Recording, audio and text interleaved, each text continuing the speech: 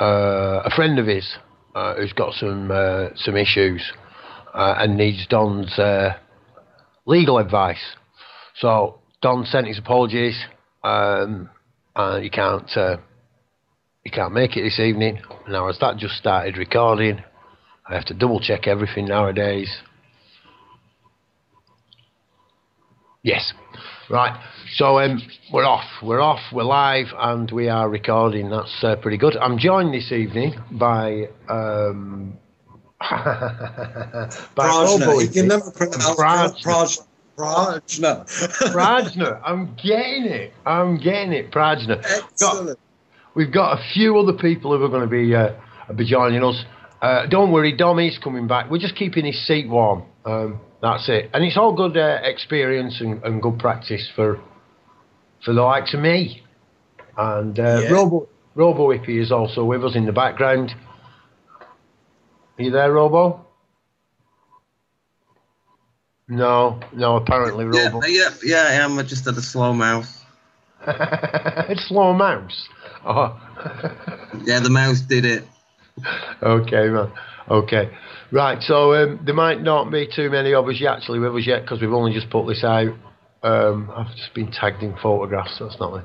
Right, so what we're going to talk about this evening, well, that's pretty much up to us, really. That's what it's all about. If you are out there, and I see people starting to log in, which is really good, if you are out there and listening and you do want to join us, add myself, Bob's Backyard, okay, Bob's Backyard, BOBS BACKYARD, Bob's Backyard, and yeah, I'll bring you into the call. Just give me a little bit of a text message as well if you can, you know, like when you add me saying bring me in, because I'm trying to look at 3 screens simultaneously at the moment. So yeah, and I said we were going to have Dawn join us. Now, I don't know if Dawn has already joined us. I knew she needed a little bit of time to sort herself out and do things. So I don't know if she's actually there, but she may just jump in at any moment. She is on the call with us currently. She is on the call. I can see her there. Yeah. Hello, I'm here. Yay.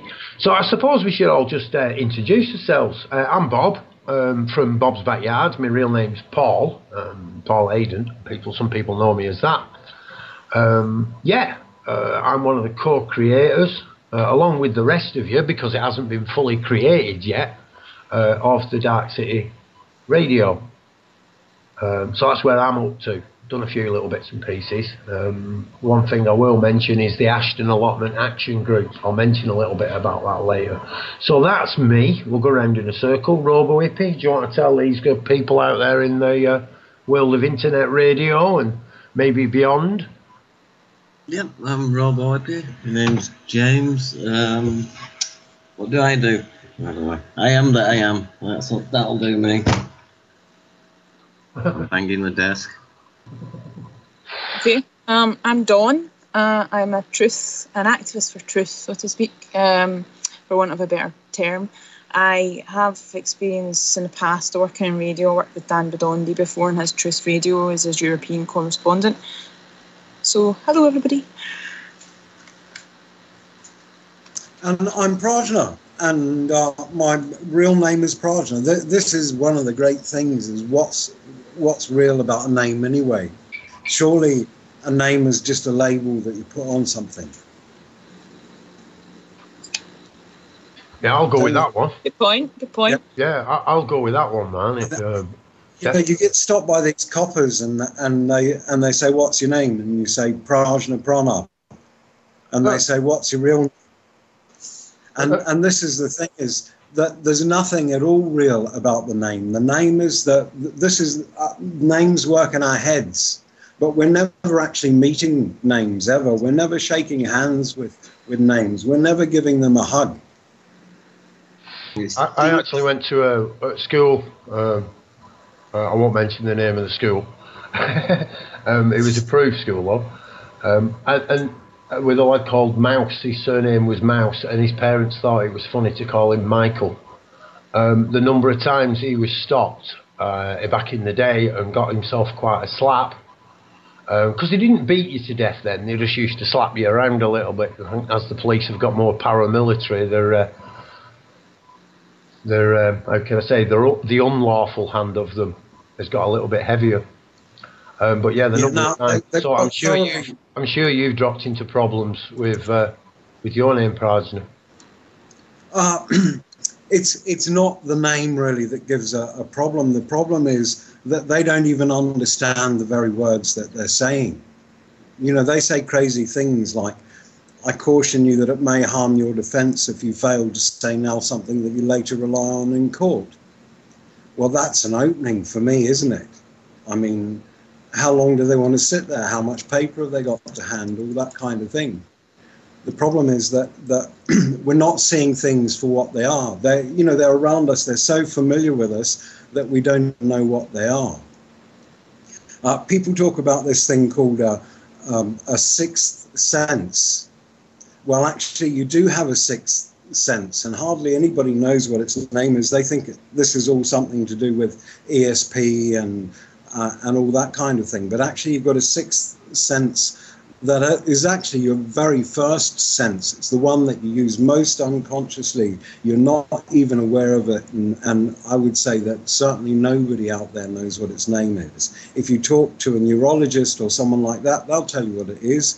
It's called proprioception. Have you ever heard of it before? No, I don't think I have. Right. It's actually quite simple, and it's quite obvious when I draw your attention to it. If you were to close your eyes and put your hand out in front of you, you can feel where in space your hand is. Now, that's not feeling as in touch or feeling as in emotions. That's a body awareness, a spatial awareness. And it's all tied in with your balance in your ears and all sorts of things like that. And it's another complete sense. But because it's so close to us, because we're so unconscious, it's so natural to us, we don't even see it until someone draws our attention to it. And in fact, we're so unconscious of it that most people don't even have a name for that sixth sense. Do you see? Yes, I have experienced it. Again, I said I've mentioned the Ashton Allotment Action Group and the Dig It coming up this weekend, because there's a lot of us coming together, and it really buzzes me up that people at least have begin to grasp the concept of what we're trying to get across here. But they built a hill. It's a sizable hill. You can't miss it off the Google satellite. You really can't. And I've had to actually take people who drive past it every day while they were building it, step by step, and say, that hill there, and wow, where did that come from? These are local people. So I'm really aware of what you're talking about, Prajna. I haven't got the study that you've got. I couldn't give it its names or perhaps. That's because these things are obvious. They're obvious to all of us when we notice them. There was a philosopher and poet, wonderful guy called Khalil Gibran. Maybe a lot of people have read his little book called The Prophet. Khalil Gibran. It's one of the only books I have read. Right. Well, one of the things he says is that sometimes all that is needed is for people to state the obvious in simple terms before people will see it.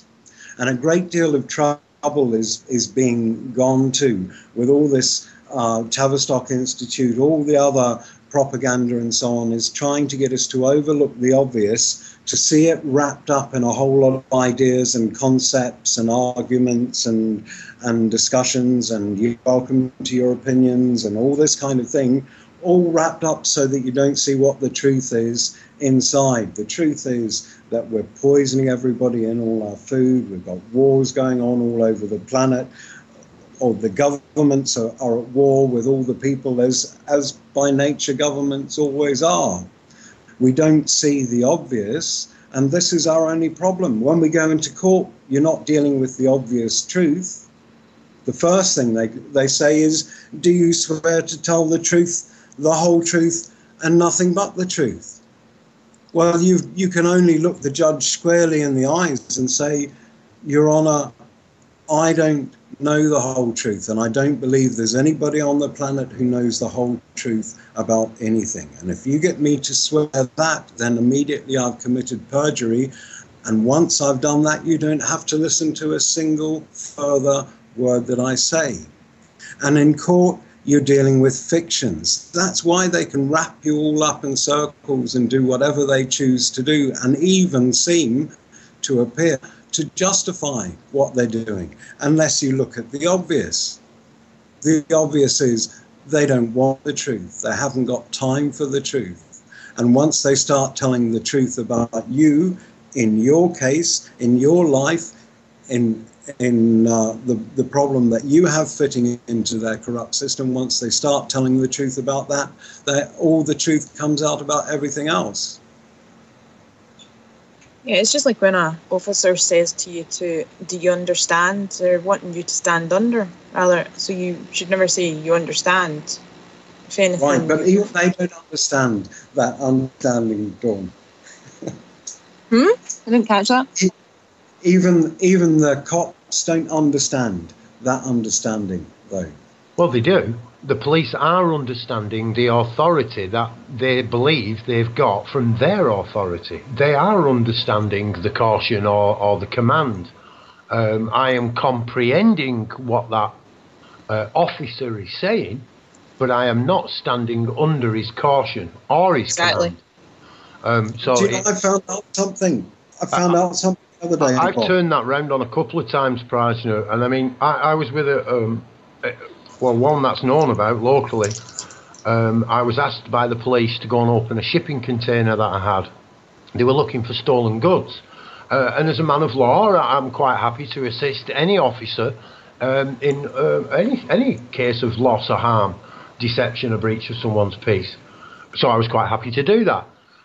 I went down and I opened it up, and I walked into, after it, the police were quite happy. It was empty, the container I had. They were quite happy, and I just said, I'll just say goodbye to the lads. And the officer in charge, he said, right, okay. Obviously he's acting as a constable. Yes, that's fine. I've been asked to go there. I'd gone there. I walked into the office, and this policeman in plain clothes, unidentified to me. I said, all right, lads, are you all okay? You don't need solicitors, you don't need any help or anything like that. You're all right. You want anything from the sandwich shop? I'm getting off me now. And this, well, like I say, he was a policeman, but only made known to me later. He said, nobody's leaving this office. I said, okay, Mr. Nobody, you go out there and speak to your authority, and let's find out. And he walked out then. As he walked out the door, and I shouldn't have said it, but I couldn't help myself, I said, look, lads, there goes Mr. Nobody. Because he just said nobody's leaving. And this agitated him somewhat. And then they gathered round, a group of about 5 or 6 of them, and he said, Paul, can we have a word? I said, certainly you can. So, remember, he's already said you're not leaving that room. Now I'm invited out of that room by them. I walk out of the room, and they kind of crowd round me. And I put my hand out in front of me. I said, you have no authority over me. Now make space. You're intimidating me. And they all stepped back. And he said, what is your problem? I said, I have not got a problem. I am willing to assist you in anything pertaining to loss, harm, deception or breach of the peace. And after that, you have no authority. And the officer in charge looked at all the others kind of had a grin on the face. He looked right into my eyes and said, you can go. And I walked out. From that moment on, every single one of those men who thought they knew how to do it started to learn how to do it. Because none of them wanted to sit in that office. They were all like, why is he gone? Including the policeman. The other policemen were in as much shock as the lads who were sat in the office. So you can turn it round. I've experienced it. You can. There are police officers out there amongst there are constables. They are there, and they're doing what they can, I suppose. I do feel they are a minority. Many more of them are being educated each day. Without a doubt. There is a manual that's gone round, or a leaflet, how to deal with a freeman. So, yeah, these people, although I don't consider myself one, to me it's a bit like going into church. You might as well call it a court, or going into court. You might as well know it's a church. It's not actually a court of law. A court of law is set up completely differently. I do believe Canada still has a court of law, often mistaken for and called, and this is what troubles me often with some of these movements, they're calling it common law. You know, we need to have a common law court. Where is common law? I don't know any common law. I know that all law is common to all, if that's what they're talking about. But if that's what they're talking about, why don't they say that? Why do they try and make up something else? You know, oh, common law, it's for the common people. No, it's not for the common people. It means no one is exempt. It means every man, woman and child, king, pauper, doesn't matter. Everyone, common. I mean, nobody gets away with it. You know, your government can't turn around and say, you can't go and kill someone because you don't like them, and then go and kill someone else because they disagree with them. I mean, they can't do that. Under law, we have some acts and statutes which are lawful acts and statutes because they're supported in law. No loss, no harm, no deception, no breach of the peace. And one, well, there's a couple I've ranted on, the War Act and the Misuse of Drugs Act. These are my two favourites. Go on, Parajna. Look, there's this thing about rules. If a rule is according to my nature, then why do I need a rule? Because, you know, it's the way that naturally I would be. I don't need a rule to tell me how naturally to be. All I need to do is get to know myself so that I behave according to my nature. Then no rule is required. And not only that, if you say I need a rule that's not in line with my nature, then fuck your rule, because I'm not going to live other than according to my nature. I was born to live according to my nature. So all of these laws, all of these rules, in the end, the law is only what you and I, Bob, in this moment, decide between us that it is. That's all the law is. The problem is, you know, everyone's looking into all of these methods and so on, and staying in honour and going back to the Magna Carta and pulling in maritime law and commercial law and trusts and executors and all kinds of things in the hope of trying to win against this corrupt system. But you've got to remember, the system's corrupt. It doesn't matter whether you print stuff on blue paper and put penny stamps in the corners or anything like that. The system is corrupt. It's their club, and you're not a member of the club. So the thing is, until we say, no, hang on, we can look after ourselves. Thank you very much. What are you doing interfering? What are you doing taxing us for your corrupt system? We're not corrupt. We're trying to be creative. Yeah, that's my position. That's my side on all of this law stuff. You can throw it all out the window. Don't bury yourself in books. Yes, it is good to know. Do you know what's good to know? Some of their codes of practice. Because as soon as they start stepping outside of that, you say, no, hang on, you guys are not following the rules. You guys are not even following your own rules. How can you start imposing rules on someone else if you won't follow the rules? So it's worth knowing certainly the rules that bind them, not because you think rules bind you. What need do you have of rules if you're acting according to your nature? The main problem and the main stumbling block for everyone is they don't know their nature. They're trying to become something. And in order to become something, something. It means you've got an aim and an ambition and something in your mind, but it's not actually your mind that's living in this world. It's all the rest of you. Your mind just tags along. It comments on things after they happen. So the first step for everybody is to get to know who they really are. When you're acting according to who you really are, you need no rules, not even rules of physics anymore when you're a master of it. We have one rule. We have one rule. In fact, there's two rules. Rule number one. Rule number one is there are no rules. Rule number two, only to be opened in dire emergency. And inside rule number two, it says as above. So, yeah, the only rule I have, man. I mean, it's people think it's a bit crazy, or maybe they kind of say it's a bit like being an anarchist. But no, I think you're touching on. Well, I know you're touching on natural law. I know that. Well, We're only 25 minutes in, which is brilliant. Normally, I think we have.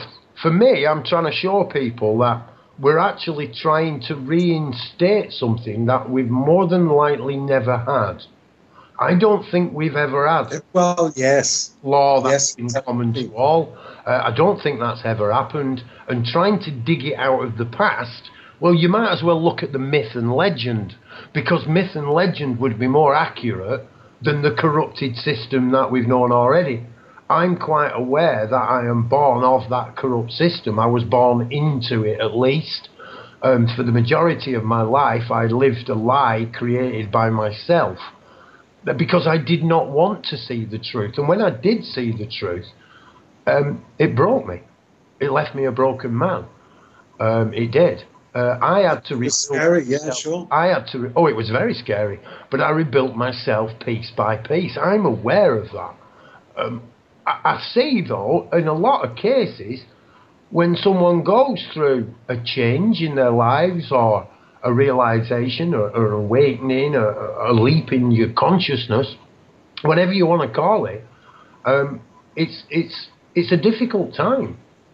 People seem to think that the consciousness awakening, we're just all going to sit round and people are going to turn up and they will enlighten us. It would be wonderful. I'm telling you, I'm a bit of an hard man, me. I have been a bit of an hard man in my life, you know what I mean? I don't mean I went out and threatened people or anything like that, but you brought it to my door looking for it, and you get it, you know, whatever it was you were looking for.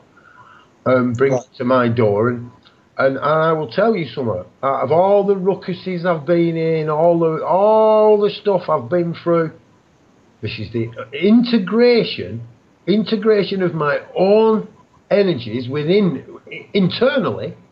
Exactly. My own internal energies has been the hardest thing I've ever had to do, and I'm still. This is the whole thing. This is the whole thing, Bob. You stuck it right on the head, and that is that you cannot expect to find any peace out there until you find peace inside yourself. Yeah, one must be it to recognise it. I agree with that.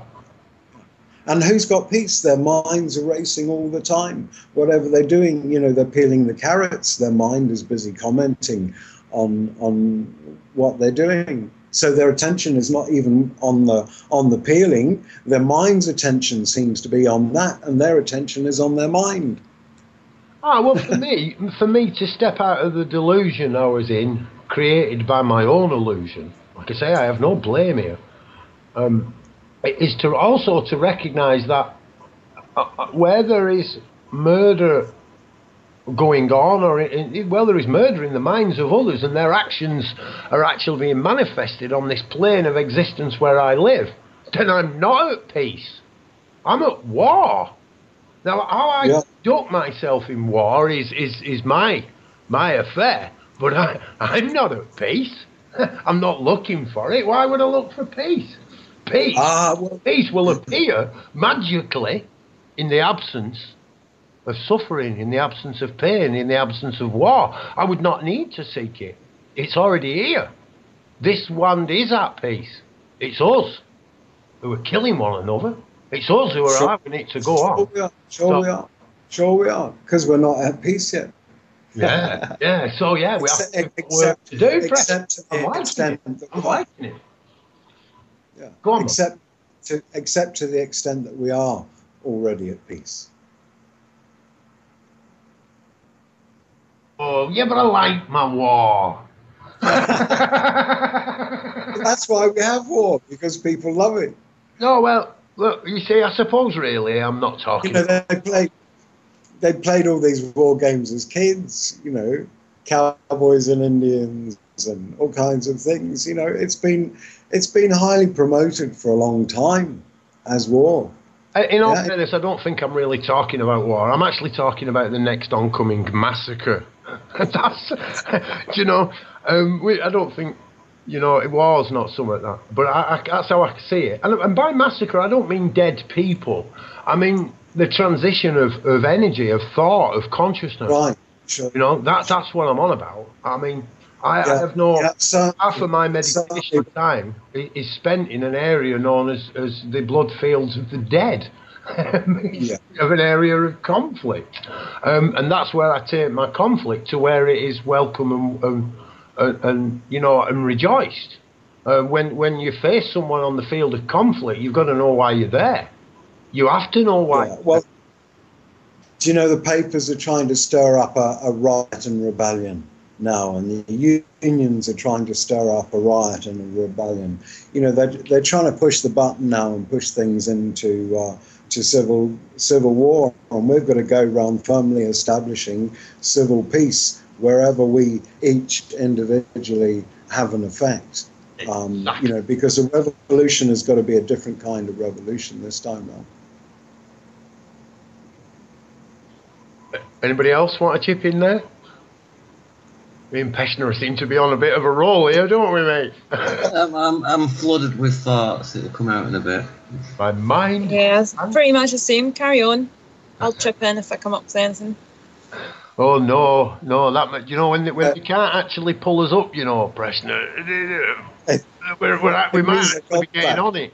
Be careful. There was one bit where you were saying something, and I was thinking, like, well, Crowley, when he got loads of donations and he was supposed to be doing something, and went and bought loads of paint and put "Do What Thou Will" on the cliffs of Dover. Now, I'm not into all the stuff that Crowley did and stuff, but just that on its own, I think it's called the Law of Thelma or something. Do what thou will, which was basically the roots of what you were saying. There is an extension of it, but that just came into my mind as you were talking. Yes, but Crowley wasn't being entirely honest with people. Yes, do what thou wilt, but first you have to find who the thou is. And this is the problem, is, you know, everybody is talking about intention. It's like all these people who go around and give Reiki and so on. And I say, do you know, those people don't know any fucking thing. They don't know the first fucking thing about energy. They've spent about half an hour with someone. I was referring it to when you said, what was it, your natural self, your natural something, yeah? I was referring to that phrase, to sort of like divine will, which was the same thing as, well, similar to what you were saying. That's all I just wanted to bring across. It is, in the end, at the centre, it is all the same thing. It is thy will. It is the natural will of who you naturally are. But most of the time, that's not the will that drives people. Most of the time, the will that drives people, when they look deeply enough into it, is ego. Is unnatural. Ego. This false created self. This self that is either succeeding or failing at being the person that they want to be. That's what ego is. Saying that though, is the ego, yeah, from like a central point, that natural divine being, divine will thing, yeah. Ego would be an aspect of that oneness, wouldn't it? So it'd have to be inclusive. Yeah, I was going to just jump in quick and say, my ego says, will you stop beating on it? It's left you alone for a long time now. Stop blaming my ego. I've given it so many jobs to do to keep it. You know, the last one I actually said to it is when the ego approached me, I said, go and incarnate love to everyone on earth, ego. Now, listen, don't tell me ego. Don't tell me ego, Prashna, right? But I know that's impossible. I know it's impossible. I just give it something to do, you know. Have you ever noticed how violently ego always strikes back as soon as you start talking about ego?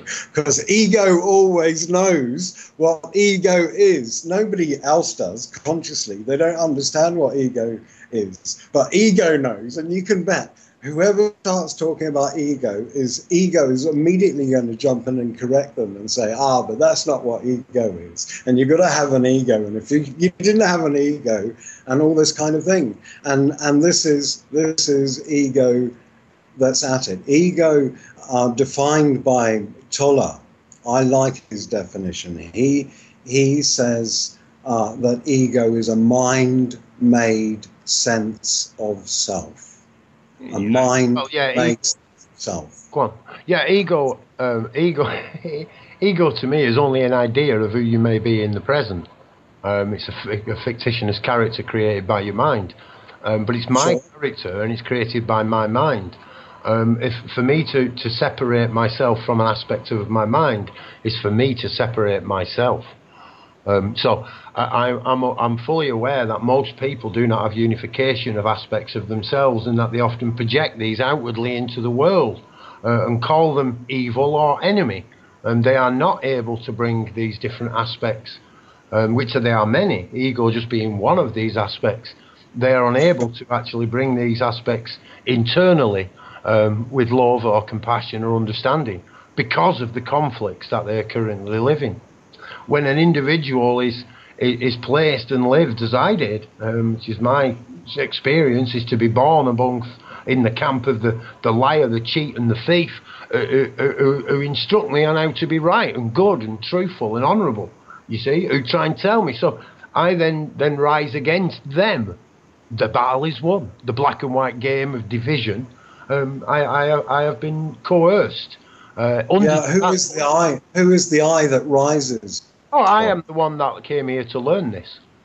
But who is the I that rises up in response to things? The I is the presence that you bring with the physical into the moment, which you're often not conscious of. Is that I physical, or is it a mind? Oh yes, you are physical. Yes, you are physical right now. Yes, and it is your consciousness from this physical moment that creates intention. In the chat there, Bletcher's just said, "You are who you think you are." Did you say? Yeah. Well, I'd actually say you are who you feel you are. I mean, the consciousness it can be anything you choose it to be. So that this was the thing about this cogito ergo sum. I think therefore I am. That is the multidimensional consciousness, isn't it? That you actually. You exist in this dimension and a multitude of dimensions simultaneously, and that gets you round the divided consciousness. So the consciousness, if you choose to divide your consciousness, that's perfect. If you choose to be, no, I want to be a singular, that's also perfect, because you become a singular aspect of the multidimensional consciousness.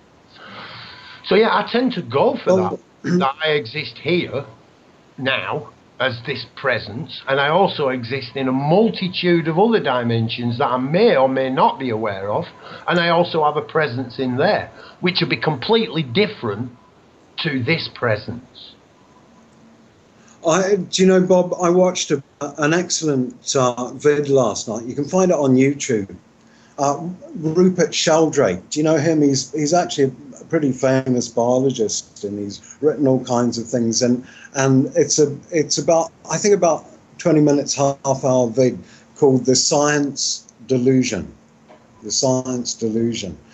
And he talks about some really fascinating stuff, including this thing of being and consciousness and mind and so on. but also he talks about some of the big mistakes that science has made, that science, just declares these things, and actually nobody's ever looked to see if any of them are actually true or not. It's well worth watching. I should type the name of it. I'll type that into chat there.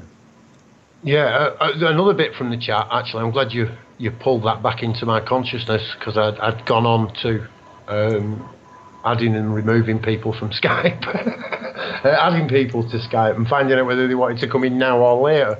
But I think there were a few of the bunch that we came across with Dawn in an impromptu chat session minutes before the show started. So that's nice. It was totally random. I actually get flung into the chat, and multiple people. It could have been something to do with me. I actually sat here and went, right, Pransner said he'd jump in. Right, come on, we need some more people. And I got pulled into that chat of about 15, 20 people or whatever it was. Still with and you happened to be one of them, Don, so I can't complain at that. That was one of the amazing synchronicities that seemed to happen most of my life. But just from the chat, it says Bletch is putting it, we are the 99.999999% of empty space.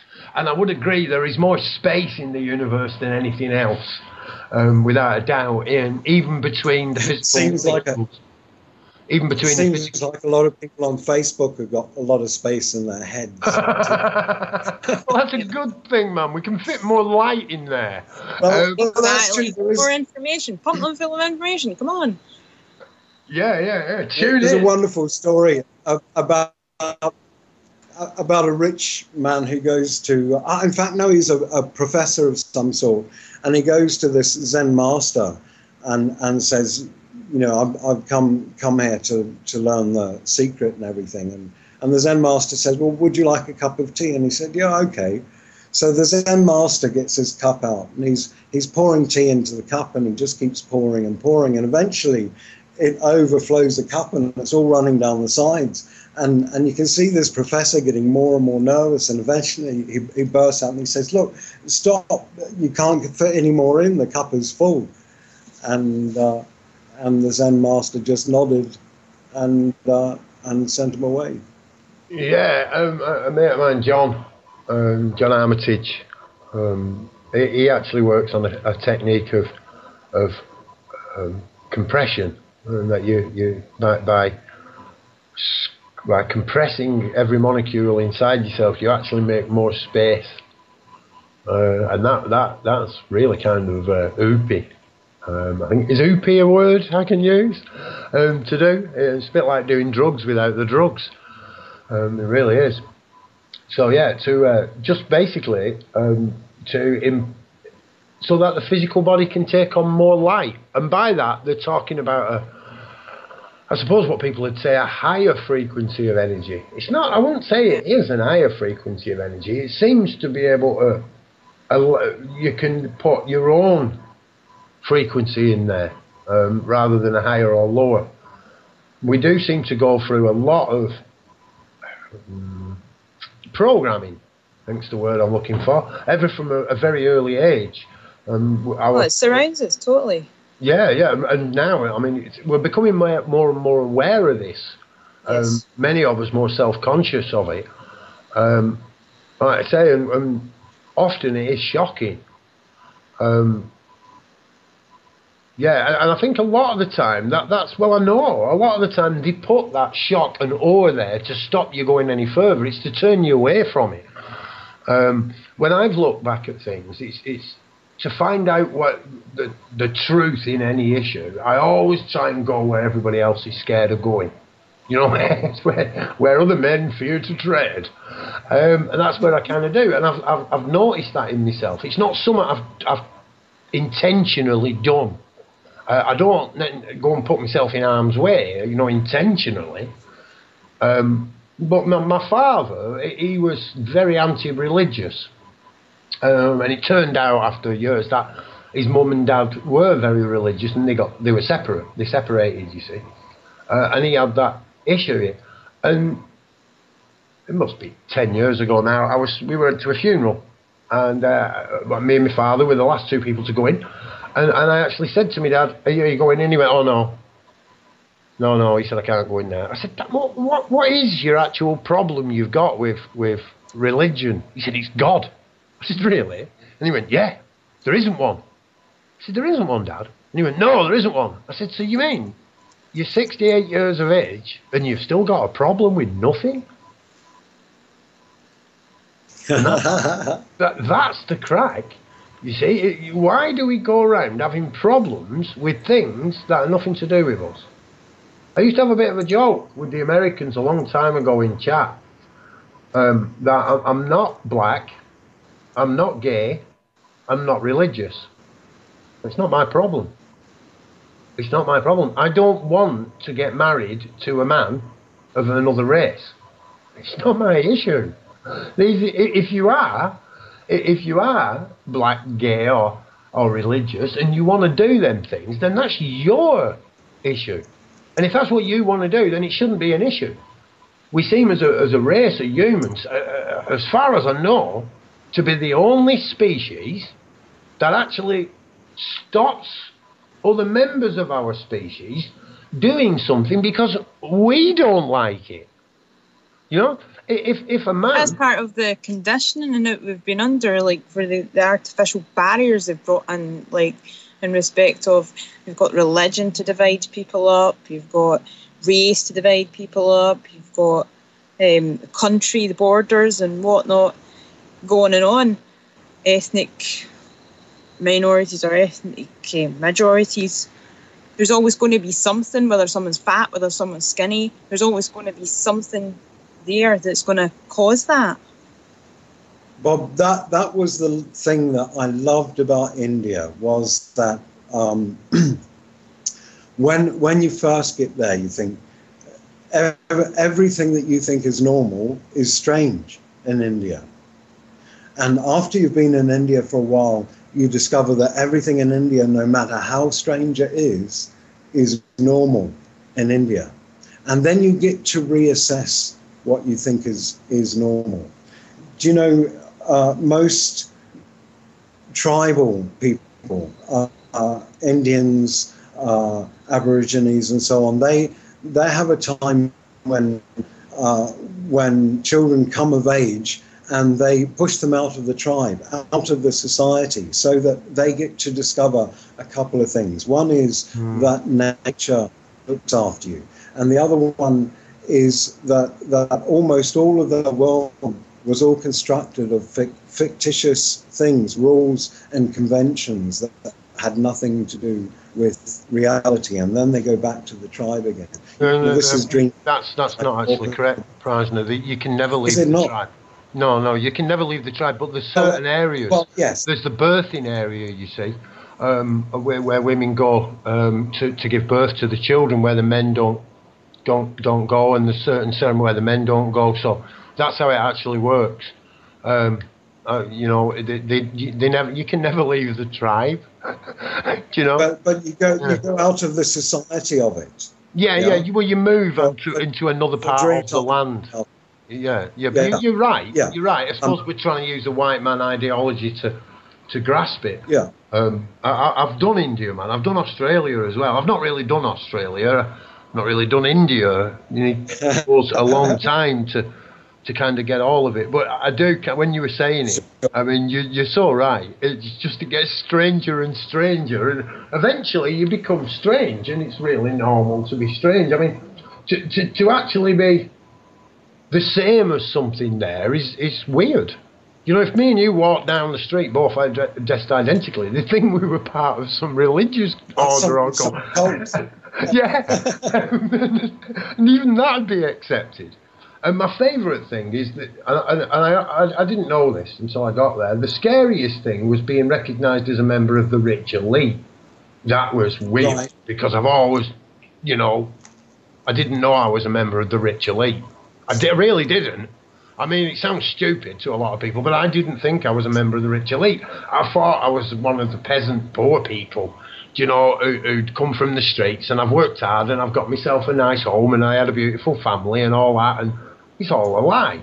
You know, I am a member of the rich elite. I'm a member of the Nazi organisation that's persecuting the world.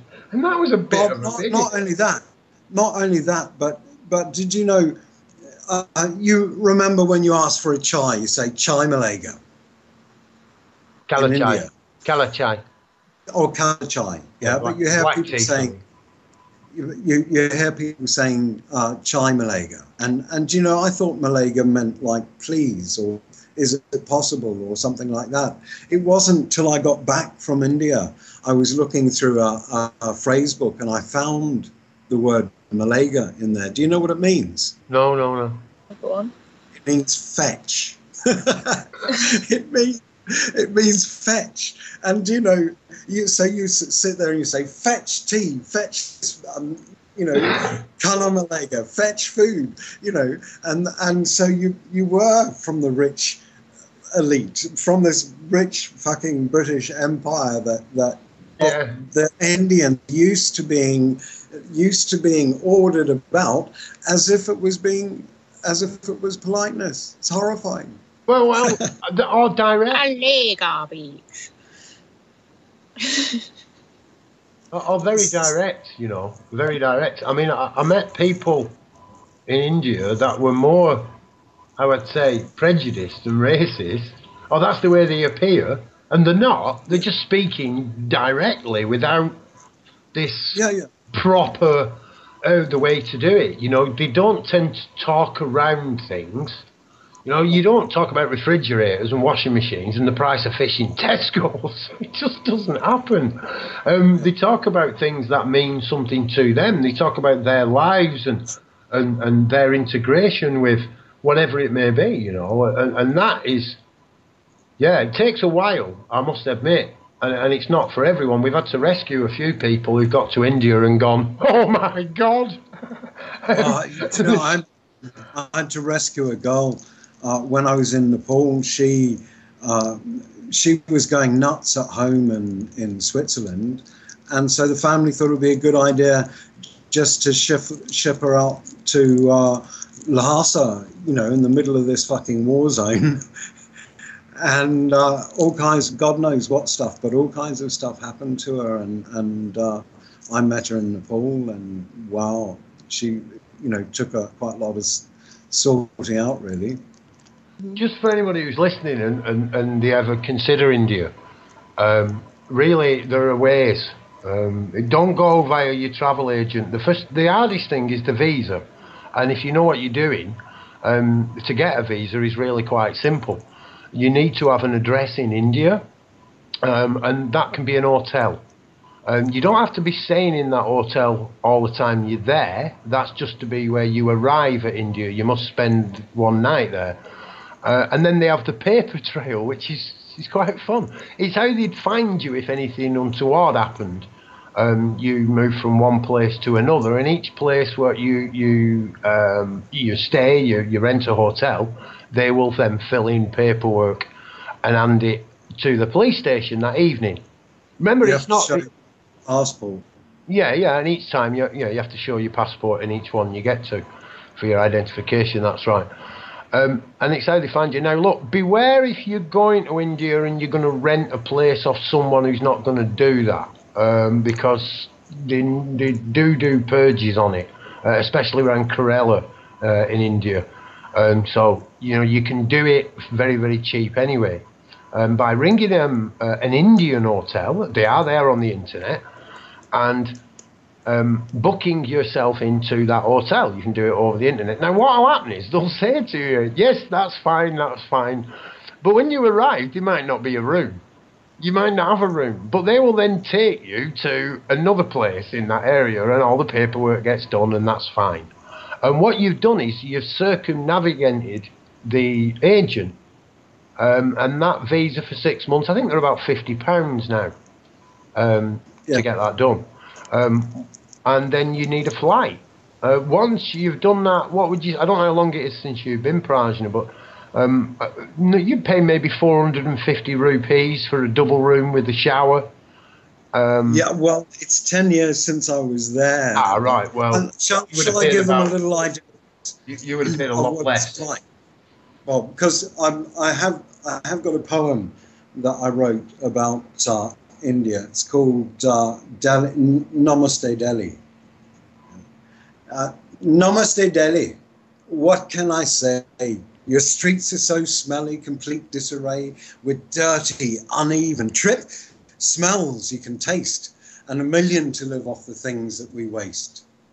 So it's first to the airport, no garland of flowers, just a queue for the luggage, for hours and hours pacing the #1 baggage claim floor with an angel who suffered this 4 times before. Then it's chai and a taxi, prepaid's the best, and in search of Parganj for a shower and a rest. Did I say rest? Well, the room's like a prison and the shower's a joke, but we roll up a spliff and we each take a toke, and a plan starts to form as we sit there and smoke. So we leave Chrissy sleeping while Angel and I take a stroll round the market and jump at each cry, every horn, bell and klaxon that fights to get by. And I'll mention in passing, since that's what we do, a bubbling cauldron of mutton hoof stew, which guessed from its colour is boiling for glue, but neither is sure if our surmise is true. We arrived in the morning in quiet and cool, though I can't really say it was quiet at all. By the time that we'd wandered and found our way back, the heat was beginning to force me to crack. So I went to my room and I lay on my bed, energy so low I was that far off dead. I thought I could sleep through the noise of the day, but it all seemed so urgent and not far away. But I must have been sleeping, because later a man came into the room and he took down the fan, and the one that he left to stand in its place could have won the cup in the Isle of Wight race. There's more to this story that's yet to be written. I still haven't got to the interesting bit. I've only expressed in an over-brief way the sights, smells and sounds of our very first day. There you go. Brilliant. That really does sum it up, man. You're quite right. Yeah, wonderful place to visit. And what I was saying, that's kind of took me there, that one. It's brilliant, absolutely brilliant. Yes, it is very. So you can do the technical stuff, like. I'm just thinking of anybody else who's out there, Brandon, who might be thinking now, well, it's all right for you two, you're there, and my thing is to just trying to get over to them how incredibly cheap it can be to go there. You can get a flight, a return flight, 6 months, maybe £550, and once you're there, it's going to cost you for 2 of you for a double room and a shower ensuite room in an Indian hotel, of course, not a Western hotel. It's probably going to cost you £5, maybe £5.50 a night for the 2 of you. And then the guest houses are even cheaper. Oh well. yes, I'm giving people. Yeah, you can do if you get a group of you together and you want to rent a place. The longer you stay, the cheaper it gets. Literally, what you will pay for a week, you pay for a fortnight, you get for a month. What you pay for a month, you get for 2 months, and if you rent for 6 months, you get it for what you pay for the 2. It just progressively gets cheaper. The longer you stay there, the more you know. Every time you visit the place, doesn't matter how long you've been away, they remember you. My favourite thing. Not only that, do you know, most people, they go to India and classically they just go from place to place, and all they ever see of India is beggars, because as soon as you arrive somewhere, you're mobbed by beggars and touts. Well, when you're standing there with your backpack on and all that kind of stuff, it's obvious. But when you've been somewhere for a while, you start to get to know the people, and the place starts to get to know you, and that's when the magic of India really happens. When you're just going from place to place, it's you won't get to know India at all. Really. Yeah, a guy called Reg, a Cockney that's been there for years. And he actually said, give it a fortnight, let the colour of India get into you. And he was right. You need to get the white colour off you. and you need to be able to see the colour that India really is. I know I've met people and they can't get away. There's some, what are the children begging in the street and stuff. The hardest thing is not to give them anything. You can't give them anything. Give them water, maybe give them sweets. But yeah, it's so hard not to. And if you get stuck in that, India will break your heart. It will break your heart. I've sat there and cried, but I'll tell you, once you get that colour, it doesn't matter how terrible it is.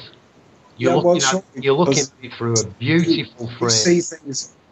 You start to suspend your judgment and realise that people see things in a different way and understand things in a different way. Yeah. It's a land of the most amazing paradoxes, most incredible paradoxes, and there is this incredible culture shock when you arrive in India. But that's a good thing. We all need it. We all need to look at our idea of normal and let go of it. And we need to let go of the idea of what is normal for ourselves as well. People. This is why people feel so uncomfortable living in any situation, because they say, this is not normal for me. Yeah? In India, your situation is so overwhelming that you have to adapt to it rather than force it to adapt to you or irk yourself if it doesn't. Yeah, and very doable as well, man. Very doable. I mean, if you think what a lot of people... You mentioned about Reiki. I tell you what, we've come right on to the hour, Prajna. Shall I put a bit of music on and we can grab a cup of tea? And then, is that cool? Go if you like. Yeah. Yeah, excellent. I should have had some really Indian. But I'm going to play... I think it's about 7 minutes, this. And it was kind of donated to us to play on the radio by a friend of ours, Vosto. So I'm gonna play this and see what you all think of it. We'll be back in about 5 minutes.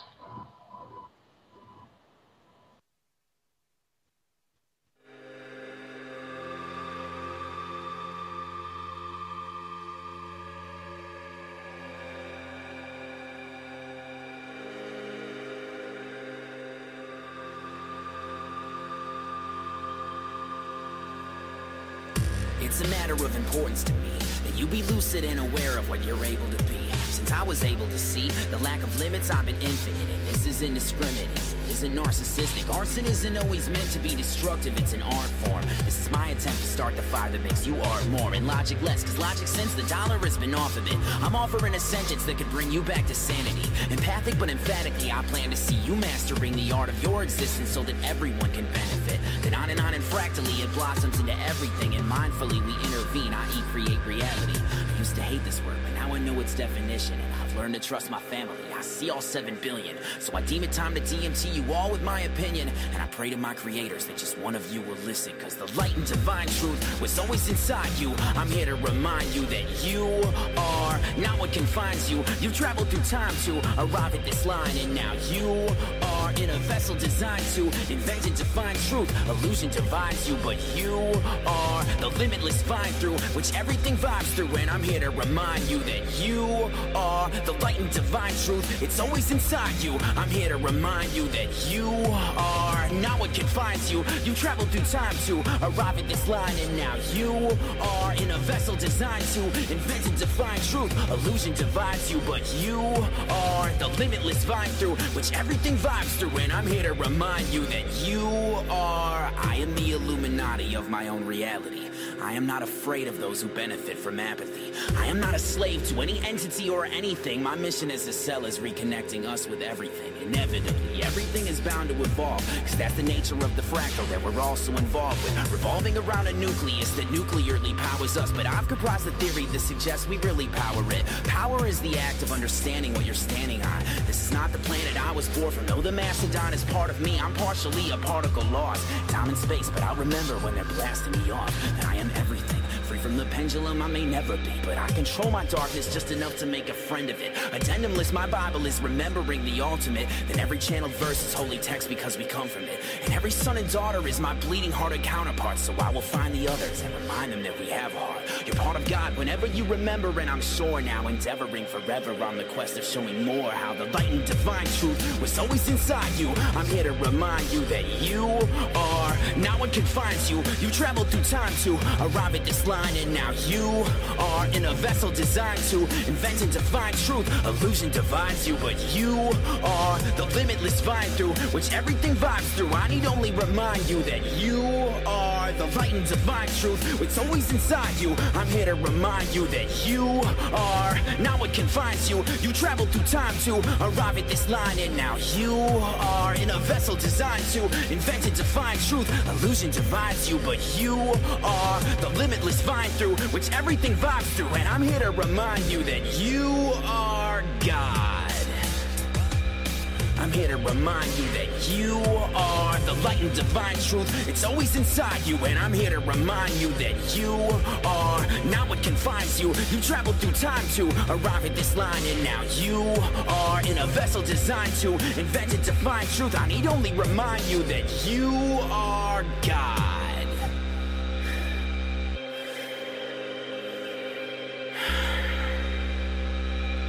I'm here to remind you that you are God.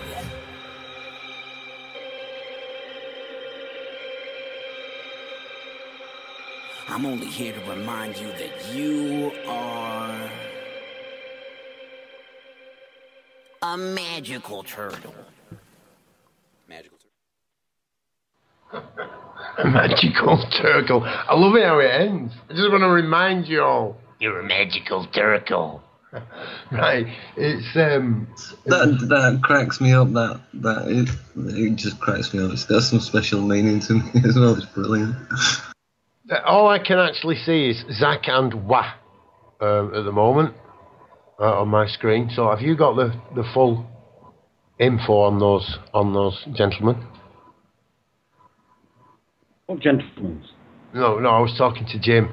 I was talking to Robo. The information on the song. Yes. Right, we'll get back to you in a minute. I can't see it all there, and I wanted to get it right. So, anyway, that was handed over to us by, Vosto. We've been joined tonight by Robo Hippie, Prashna, and myself, Bob, or Paul. Call me what you like, as long as it's not. Anyway, and Dawn's been popping in and out. Dawn's another one of the D-Ark City crew. It's good to have her on board. Didn't really get to say that earlier on, but if she's out there listening, she'll hear me, or I'll repeat myself. I like repeating good things. Right, I'm just he's trying to find that information, and it's not there because when they give us the recording, there's no information in it. So I can actually see Robo now scurrying about on the Vosto. Yeah, he's a bad man, isn't he? Name your tracks. I've been doing that. I've been doing that this afternoon on the ones that I've done. Yeah, name your tracks, Vosto. Put some information on it. It's dead difficult. But yeah, they've. We're going to put links and stuff in there to them guys, and a lot of the stuff you hear being played during the day and stuff. If you pop in and out, and there's nothing on live, and we've got music. This is all music that's been given to us, or saying given to us. People have said, "Here, play this. It's mine. I've done it. I made it." And that's a lot of that has come from S-Man, who approached Dom. So we're playing a lot of that. If you go onto the D-Ark City website, www.darkcity.buzzbackyard.co.uk, I struggle with that, and I constructed it. Co-created it, but if you click on the artist page, there's a video there from S-Man. You can watch on YouTube. Absolutely brilliant music. One of my favourite of all time 10 tracks. Definitely. Yeah, it's definitely good, isn't it? I'd never come across the guy until then, so we're already making connections, which are really cool. There's another guy there who we play quite a lot of, Albert Clark. That is actually music off Bob's backyard. Albert said, yeah, do what you can with this, get it out there. So there's also work from Joe Fig, another good old mate of mine. well, all of us really, our local group here in Ashton-under-Lyne, and he's done some amazing stuff. It really is. So we're kind of using some of his stuff because, you know, get it out there, and that's what it's all about. Right. We've got text in here. We've not been watching the text. Bletch in the room says Zach and what army? He's a Canadian guy. That's the information I've got so far. This is not S-Man, is it? I got that totally wrong. No, that's it's Zach and what army? Zach and what army? Excuse me, I'll sit back and shut up for a minute. And apparently he's a Canadian, and anyway, it's brilliant. That's what we think. We think it's really good. And where was I going down there? Yeah, Joe Figg, mate of ours down in London now. He's had a few health problems, so we wish you all the best, Joe. We keep playing. We've only played 4 of his tracks actually, but we're going to throw some more in there. We're going to get a playlist off a Scottish friend of ours, I think he is. He keeps complaining that he don't like techno, but he loves listening to the radio.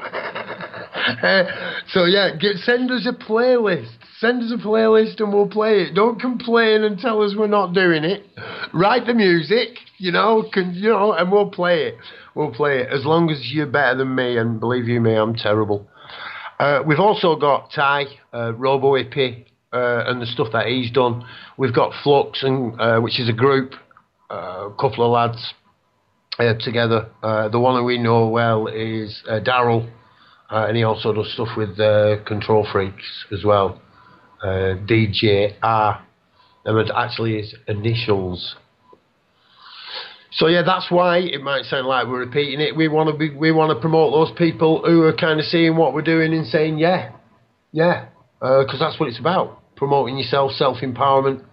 Go to India and giving back to the movement as well, because all these people are singing about the right kind of stuff and talking about the right kind of stuff and getting people's attention to the right kind of stuff, and so it's good to give them some exposure, and equally it's good for them to be giving that truth to the truth movement. Totally, man. Yeah, totally. Isn't it amazing? Like you say, everything that we've been given, like I say, we could just say that's a coincidence. But everything we've been given to put in there, we've put in there, and it's all talking about roughly the same thing. Albert's music was recorded back in the 1980s, Albert Clark's. And but we've got something happened in the room. We've got Zach in the room. Zach and Voster. Oh, wonderful. Well, there you go. The guy we played the track in the middle of the tune. The track in the middle of the tune. What kind of English is that? The tune we played right in the middle of the show tonight.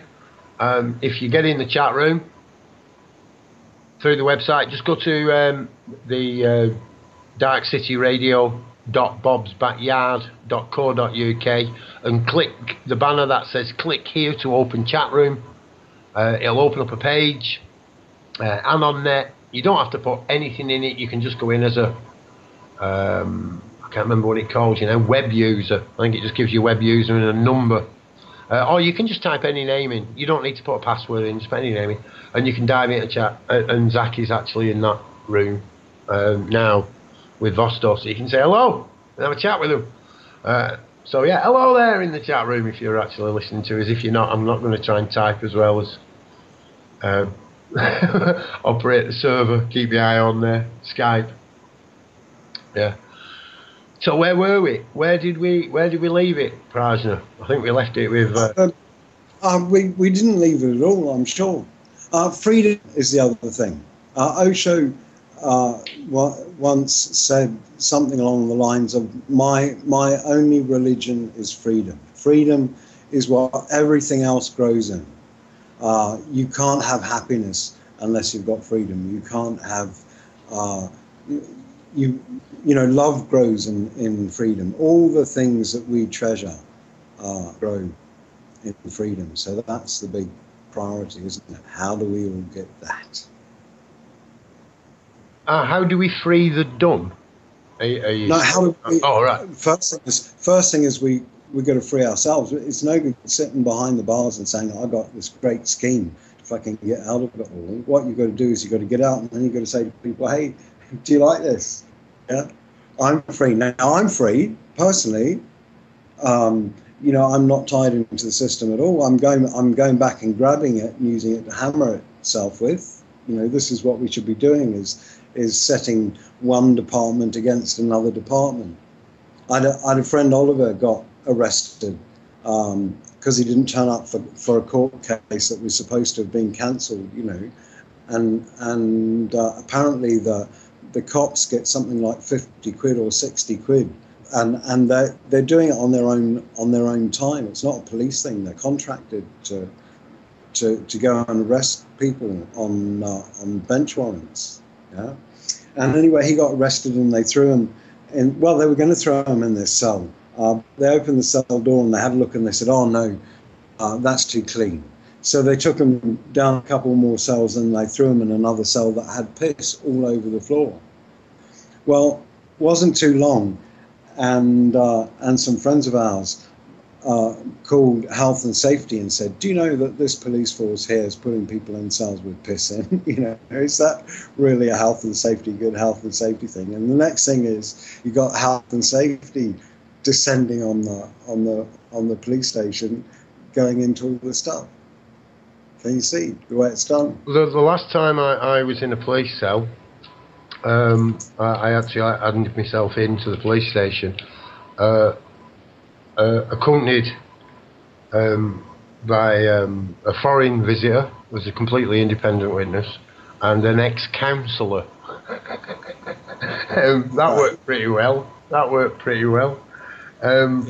Yeah, as you can imagine, a very good friend of mine, Nigel.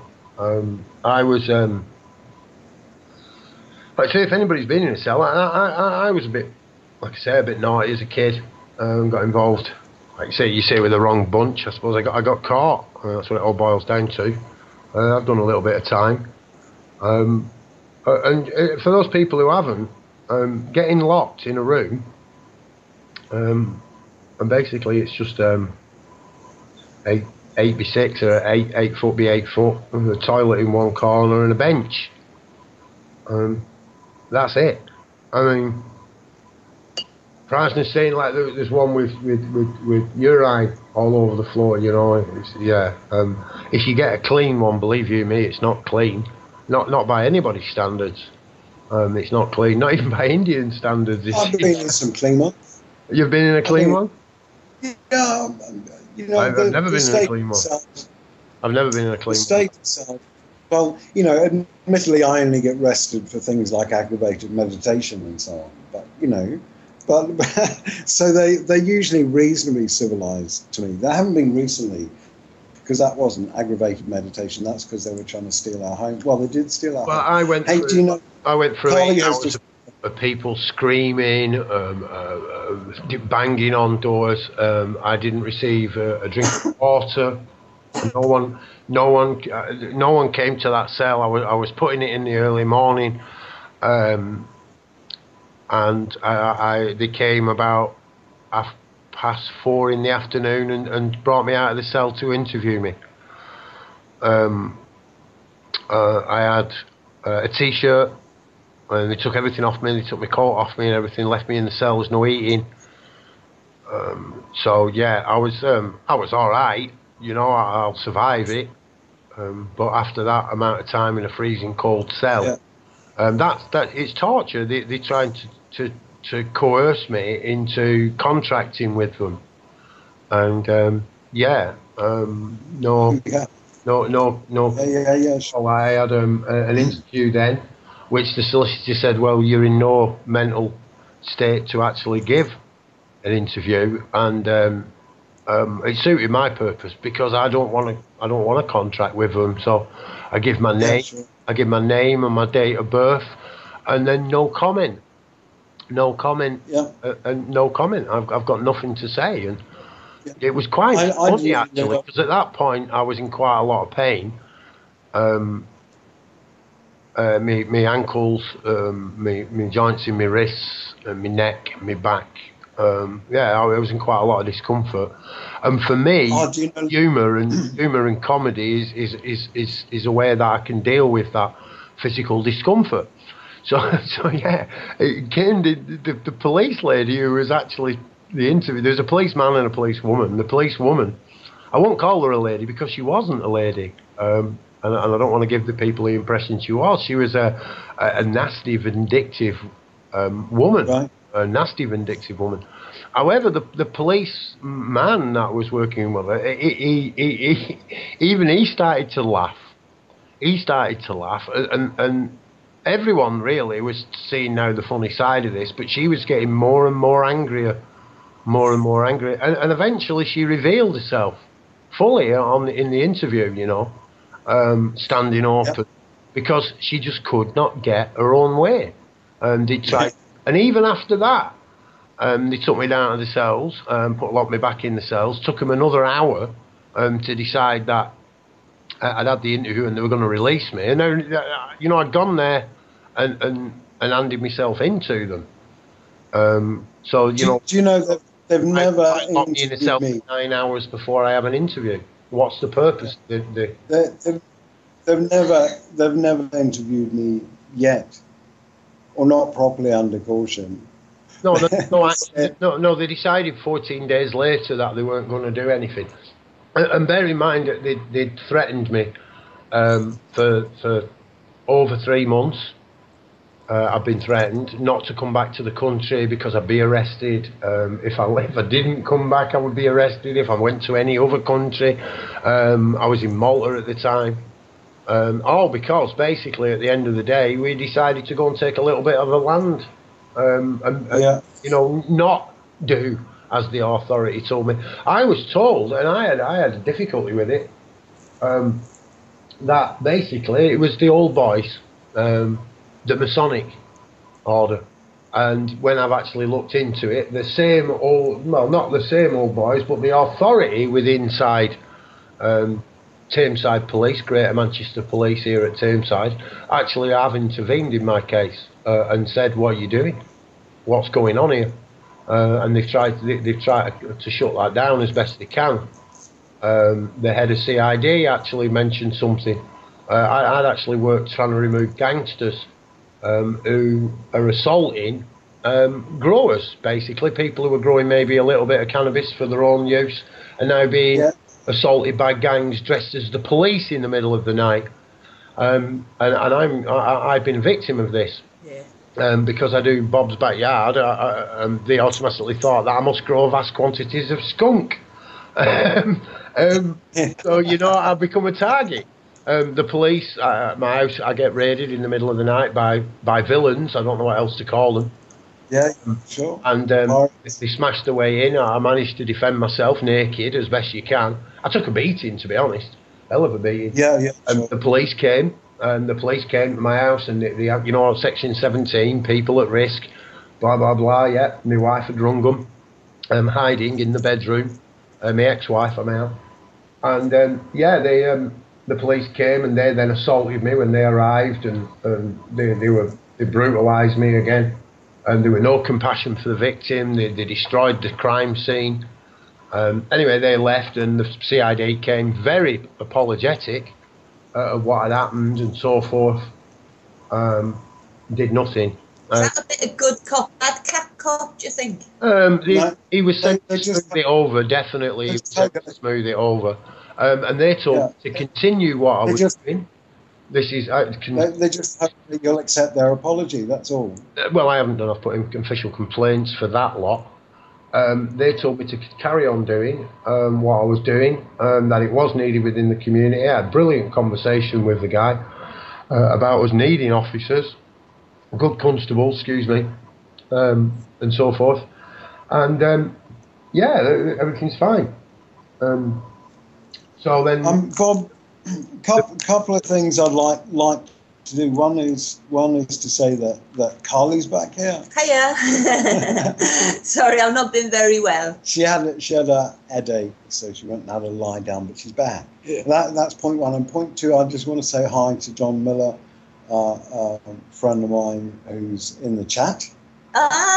Turn up in the chat, and he's put a link up there to a song.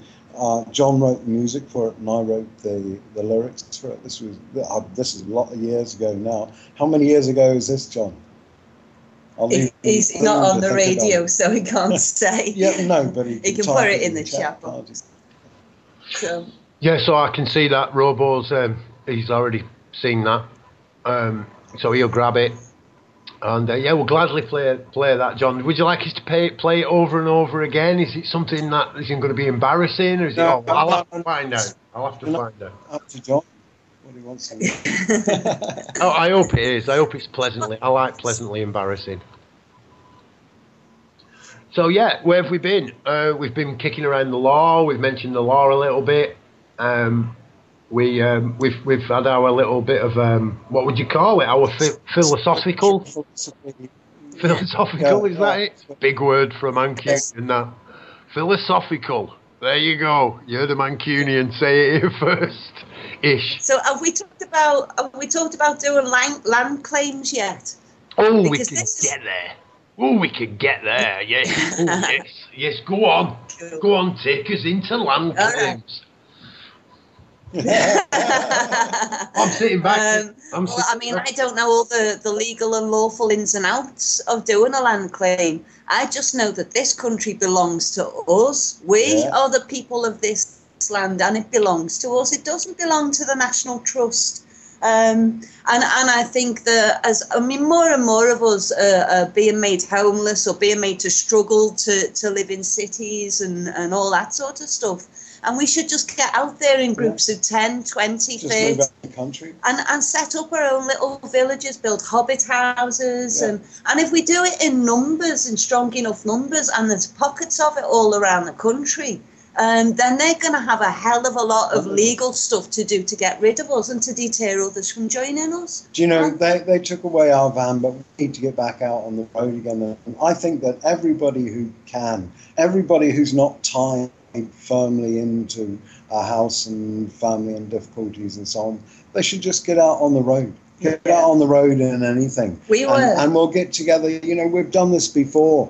We did this in the 70s and early 80s until Maggie Thatcher came and stomped on it all. You know, the only way to be free, don't talk about it, just do it. Just be free. Right about and when stand in your road. When they stand in your road, you say, hang on, you tell me I'm in a free country. Where does that freedom start and where does it end?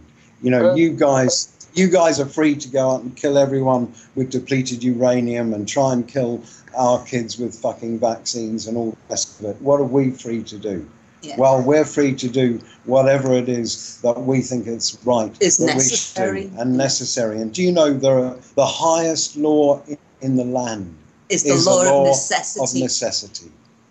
Well, I've got to agree with you. I've got the property. I'm not tied into a family. I've got a small mortgage on it, 3 bedrooms, big house. I've got a 23-foot power cruiser I've renovated while I was bored, parts on the canal. It's not really big enough. I could live on it, just about. Are you with me? I couldn't live on it without a bit of storage or something like that. 23 foot sounds like a big boat, but when you've got... It's only little.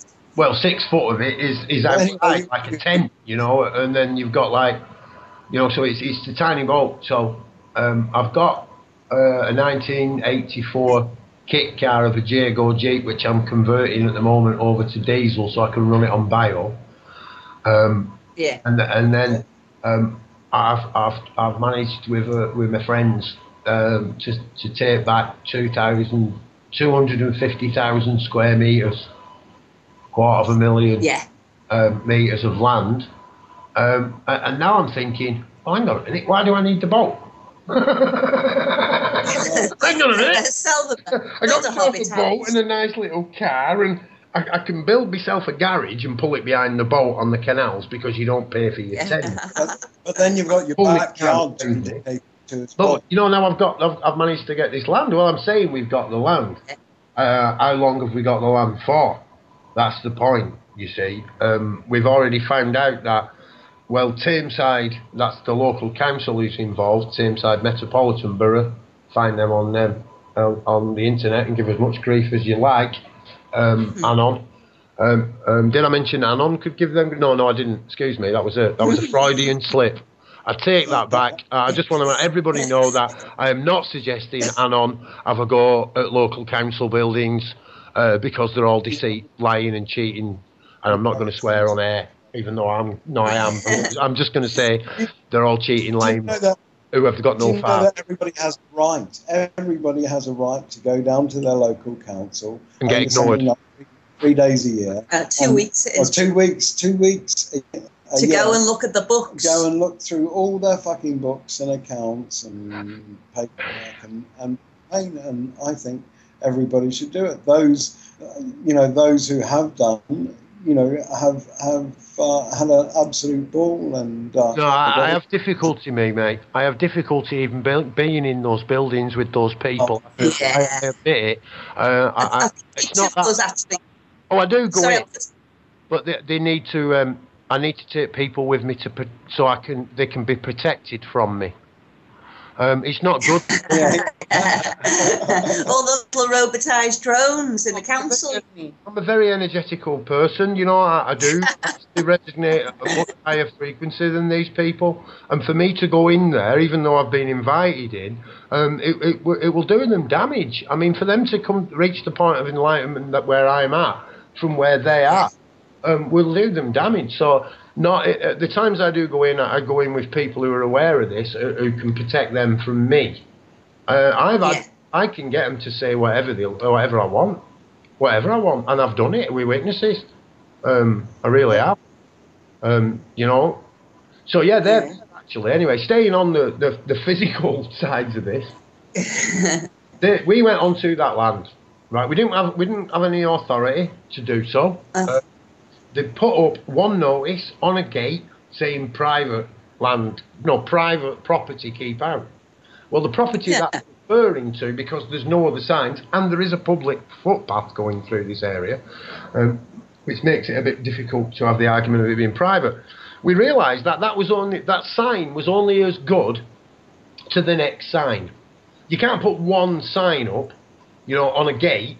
No fence. There's no fence. So you can enter. You're only actually claiming the post that the sign is on, aren't they?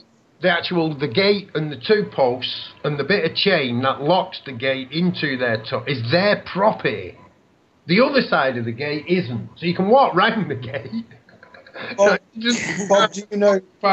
Or go in the gate. Well, that's all right.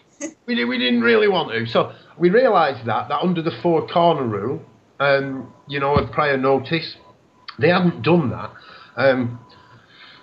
So we just went and occupied it with fruit and veg. Only a small amount. We've probably only done 100 square metres. We've actually managed to dig up, because it's really hard work to get that stuff out of the ground.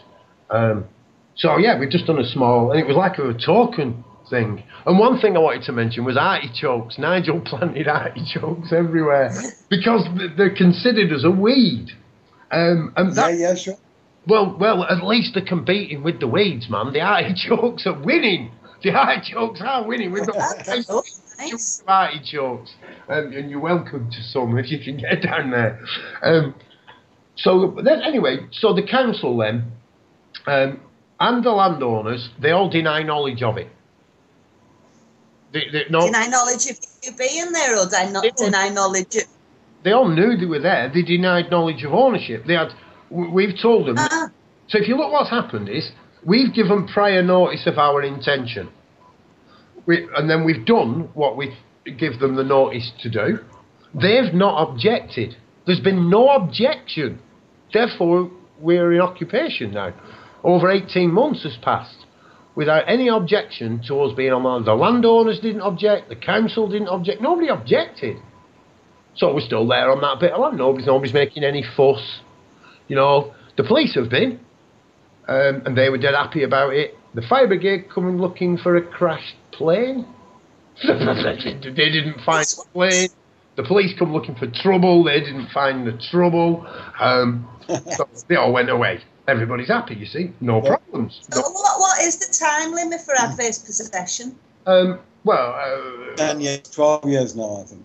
Oh, well, they stopped it, didn't they? That was the Beanfield, wasn't it, on the 13th year? That's why Thatcher it in the Beanfield, because Stonehenge Festival would have been free forever. And also, English Heritage had just taken over from the Department of the Environment.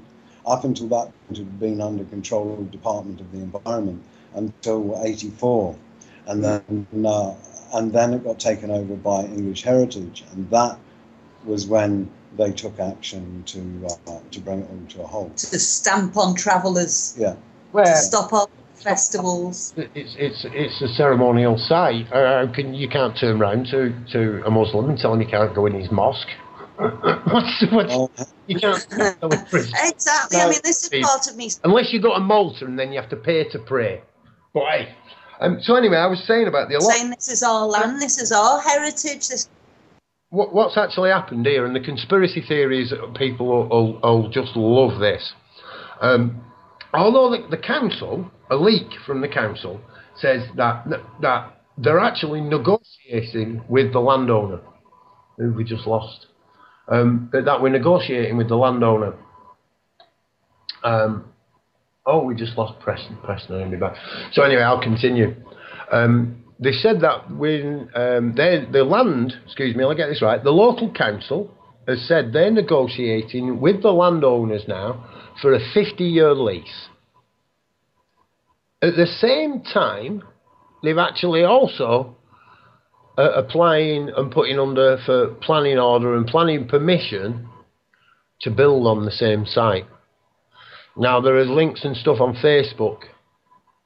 You can go to the Ashton Allotment Action Group on Facebook and you can see that. It's pinned up to the top. So one side of the council is currently... And I mean, bear in mind, we are paying for this. You know, council tax, people are paying the council and stuff like that in your taxes. You know, we are paying now for people who are, with one hand, they're negotiating, spending our time and money to negotiate with the landowners for 50 years to have it put into... And on the other side of it, they're actually negotiating with industry to build on it.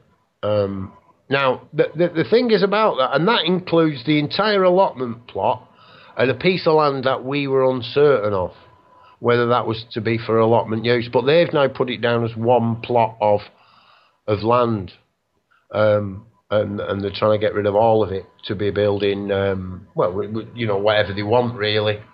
It says manufacturing and that type of stuff. And they've said this all born before, but we haven't actually received any manufacturing buildings there. There's nothing there that would be considered to be manufacturing, unless you consider Kentucky Fried Chicken to be manufactured.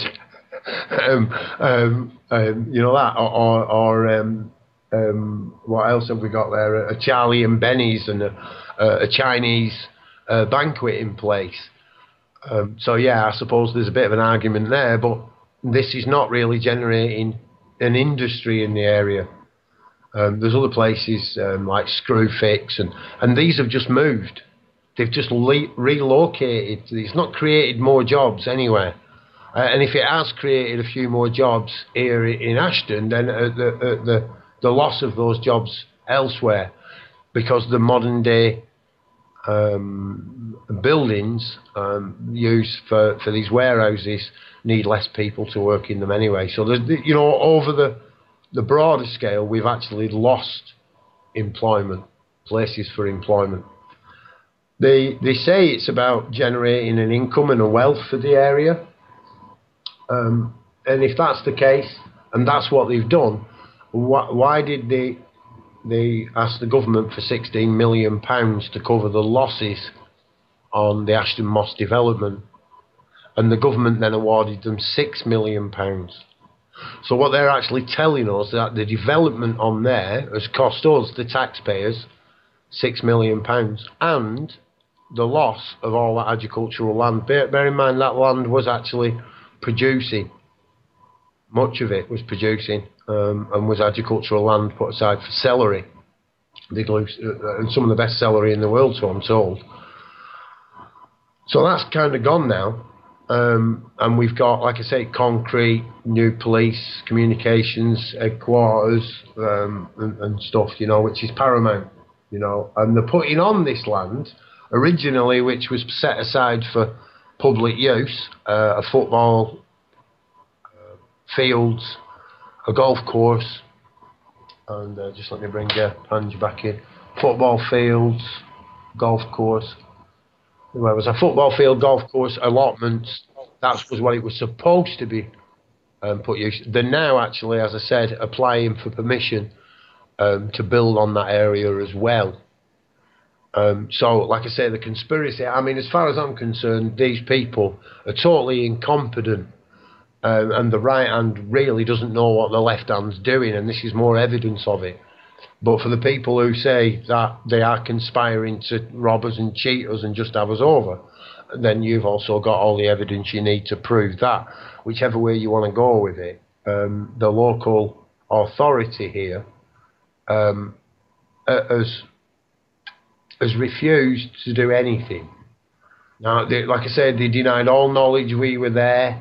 And now the thing is, why? Why have we managed to do here what all the other groups of with no disrespect, but have not managed to do, not that I know of? How have we managed to take back this land? Because of the illegal, unlicensed tip that's under it and right at the side of it. That's why. That's why the council didn't want to kind of get involved, and they've all said they've had nothing to do with it, not ours, nothing to do with us, nothing to do with us. Because what it actually is a dump. It's a tip. Unlicensed tip. And they convinced everyone that it was an infill site. An infill site from the motorway extension of the M60 ring road. It's preposterous. That land, what was taken up for the ring road, would not have contained Blue Billy. It wouldn't have contained asbestos. So you're back with us, Prajna. We're going to get that right. You're back with us. Yeah. Do you know, they've had all these criminal schemes. They're operating in all kinds of different ways. All the social services is criminal. Everything's criminal. You get criminals at the top. You're going to get little criminal schemes all the way down. Everybody thinks, well, they're doing it. If they're doing it, why shouldn't I do it? In fact, that's the only thing that does trickle down from the top is the criminality shit. And the shite. Yeah. You know, the wealth doesn't trickle down. Well, like I say, I've spoken to. Like I say, for me, I got into all this because I was waiting for me allotments. You know, they said I went up there and they said, "Would you take 2 allotments on Ashton Moss?" For the 3 I had in Duckingfield, I had chickens, my own solar on it, my own hydroponics running. Everything. I'd done the lot. I was continuing my research into aquaponics and hydroponics and the Victorian implementation of this modern ideology into the Victorian crop rotation ideology. And lo and behold, it was working. It really was. Okay, to a lot of people I was cheating, growing hydro pumpkins at 65 pounds in weight, taking them to local allotment shows and breaking their exhibit tables as soon as you put them on. These won't win, of course. I mean, that's a useless pumpkin. It really is. Yeah. But, you know, I like to grow carrots at 3 foot long. Well, anybody can grow a carrot at a foot long. Do you know? I like the ridiculous. I like the extraordinary. I want a 45-pound cabbage. You know? Wow. Okay, I can only eat a leaf a day for 45 days, but hey, do you know? And you really don't want to live with me after I've eaten cabbage for 45 days. But, you know, and it worked. It worked. And I was using a lot of the modern ideology, modern techniques. Solar panel isn't an ideal way of producing power. But I ended up producing enough power through you know, non-conventional means to be able to power up 2 street lights that I've made. Victorian type looking street lights, just with 2 of the 8-watt fluorescent bulbs in them, which came on at night on my allotment, and that caused absolute ruckus because everybody wanted lights on their allotment. Sure. We had electricity, but the people there wouldn't distribute the electricity out around the allotments, and they wouldn't do that. That's what inspired me. You see, when the so-called authority said no, I produced my own. I made my own, and that's why I had to leave those allotments because people get angry and upset, and when you come up with an alternative, because I'd now got electricity. And hydroponic systems being run, and they hadn't, and they were the authority. So, like I say, why am I so adamant now? After all I've been through, and why am I adamant about this little tiny bit of land? And all I can say about that is, you have to experience it to know it's real. I can talk about it as much as I want. It's massively symbolic as much as anything else. It's massively symbolic. If you can do it, then we can all do it. We can all find those cracks and plant our seeds in them, Oh, I think when you people look at the size of the site we've got now, the site which is already connected to it is probably 1.5 times that site, so that'll probably make it 700, let's say 750, 750,000 square meters, and the site that's adjacent to it is probably 6 million. It's huge. Why not take? You should all just move there. We'll not live in Ashton. On the X-tip. Why not? Well, to be honest, we need to get the environmental agency in now and cut a strip through it and find out what's in there. I'm pretty sure that it's just going to be builders' rubble and waste, and we'll find a bit of asbestos, and what can we do? I think that's going to produce methane and nasty gases. I don't think so. I don't honestly think, but we don't know. No one knows. There was no license. There's no tipping license. Nobody knows what went in that site. We know it's there. You can't get away from the huge physical evidence. Not even if you kind of, the weekend after we had our action, 26th of April, 2011. When we had that action, the following weekend we went up there, and there's still a good buzz in the air. You know what I mean? Yeah.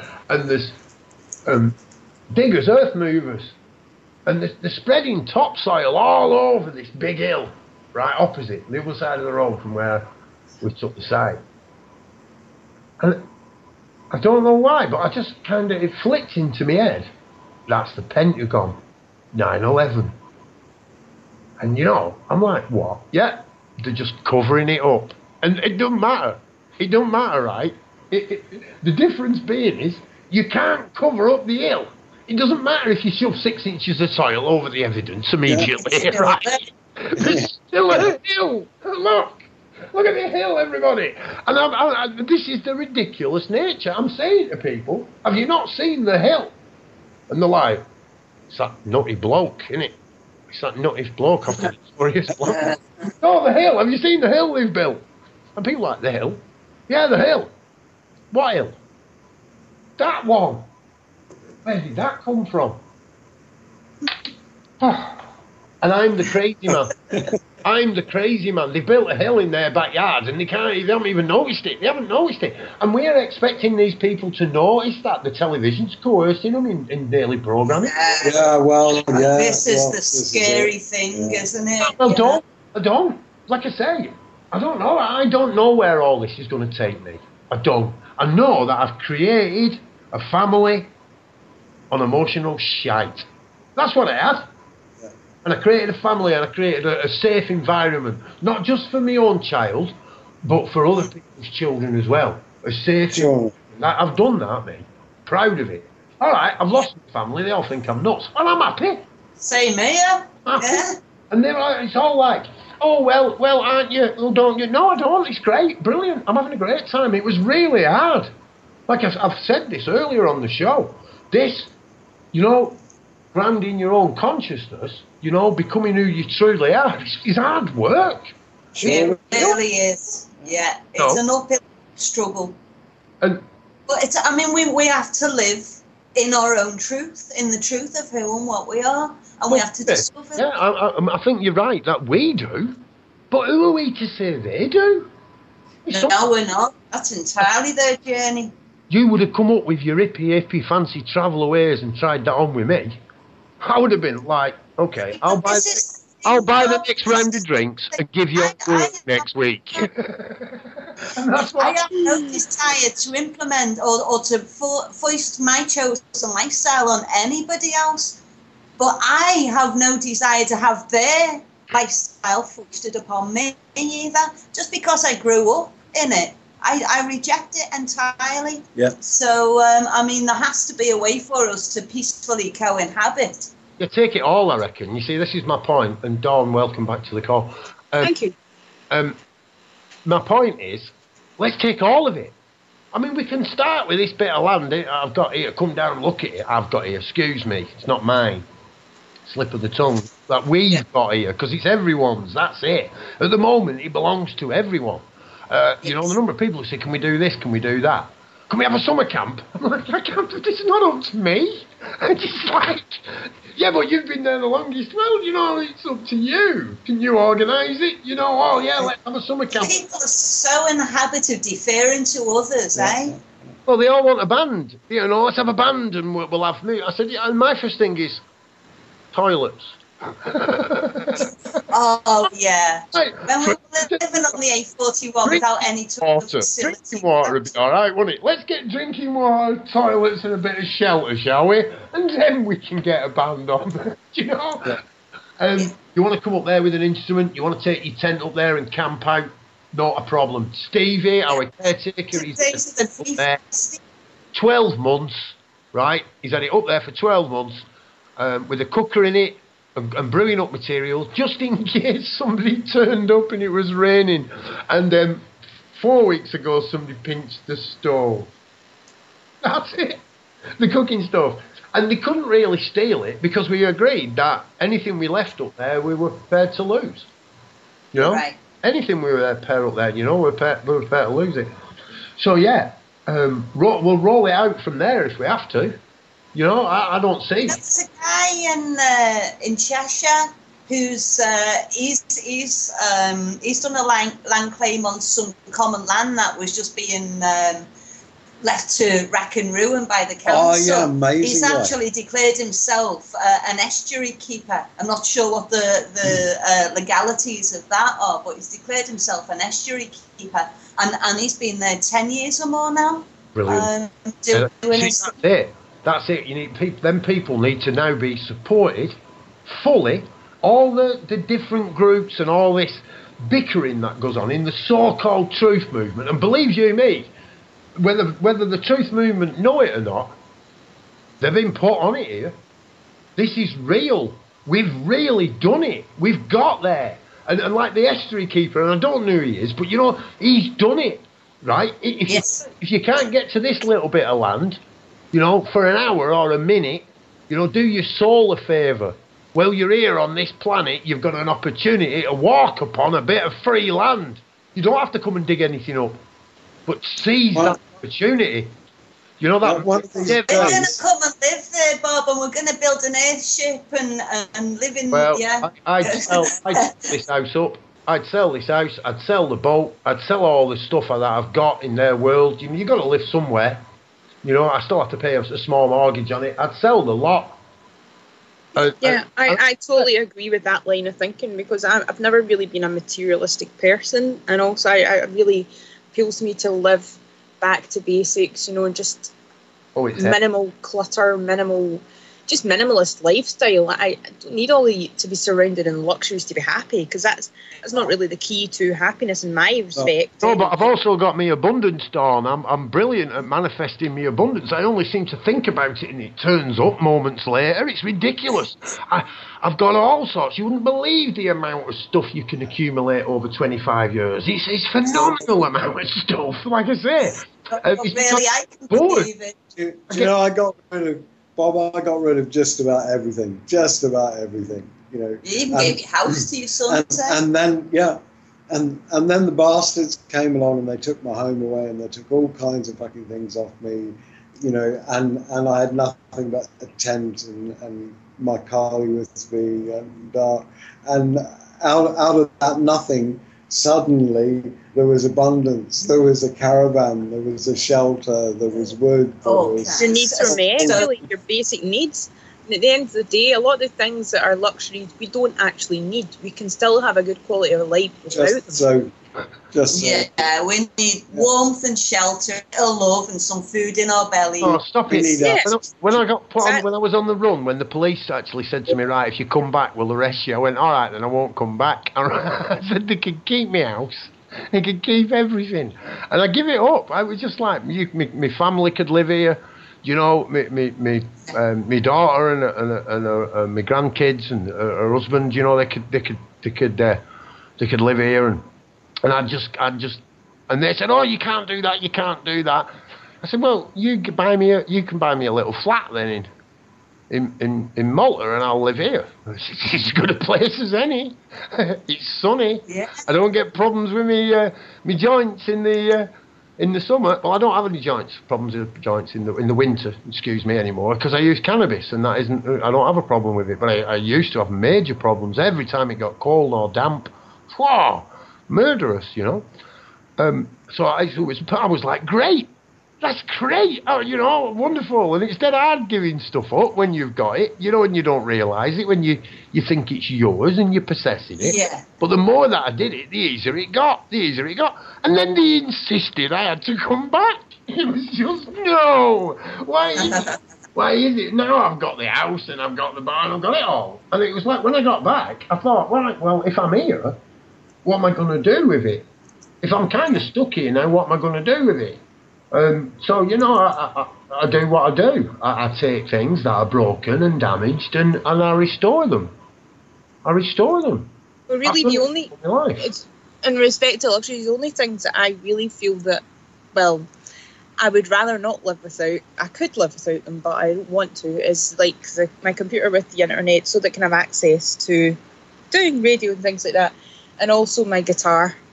But apart from that, everything else I could just say, nah, I don't need it, and just get rid of it, or sell it, or whatever. You know, at the end of the day, all I need is to be able to grow my own food, have a wee bit of land for that, just a house, shelter, you know, just somewhere to sleep. Just heat, the basics, isn't it? Oh, you need love. It's true. Oh, you need love. That is definitely on the list of our existential needs. That's what the Beatles got just exactly wrong. The truth is, all you are is love. And when you discover that you are is love, then you need for nothing. You don't need love. You are it. Care. Care's the best word to actually say to meet all your needs. Really, all we need is care. Really. It's like everybody care for each other. Compassion, yeah. Exactly. And then that covers everything. Sorry, who are you? We haven't been introduced. Dawn. I'm Dawn. Hiya, I'm Callie. Hi. I don't know who you are either. I'm Prajna's partner. Our mystery guest for tonight is Kelly. I used to be Kaz. I was Kaz 67. All over the internet. I'm not familiar with your name, but nice to meet you. You too. Yeah, I've done radio before. Sorry, I've just interrupted your radio broadcast, Bob, to do introduction. No, it's not. It's ours. It's not mine. See, you're doing it now. Don't start casting your possession at me, lady. We won't have that here on the Dark City. It's our radio. It's our radio. Just pipe in whenever you feel like it. That's the excitement. That's the randomness of the whole thing. And this is the idea of the Dark City shows. Not planned. It's just spontaneous. Exactly. But on a big but with capital B's, right? I'm shouting it. We've got to start to implement the solutions. We have to. And talking about implementing a solution. Solutions, yeah. We're being joined by Nigel Rowland. Nigel, hello Nigel. Hello. Hi everyone else. Yeah, hello. You're a little bit quiet, Nigel. Can you get closer to that microphone? I'm getting nearer to the mic now, Paul. Is that's much better, Nigel. Yeah, that's good. Introduce yourself, Nigel. We've got a couple of minutes left of the show. It's all right, actually. I'm Nigel. Take all the time you want. It's our radio. I've just said it, and we can do whatever we like.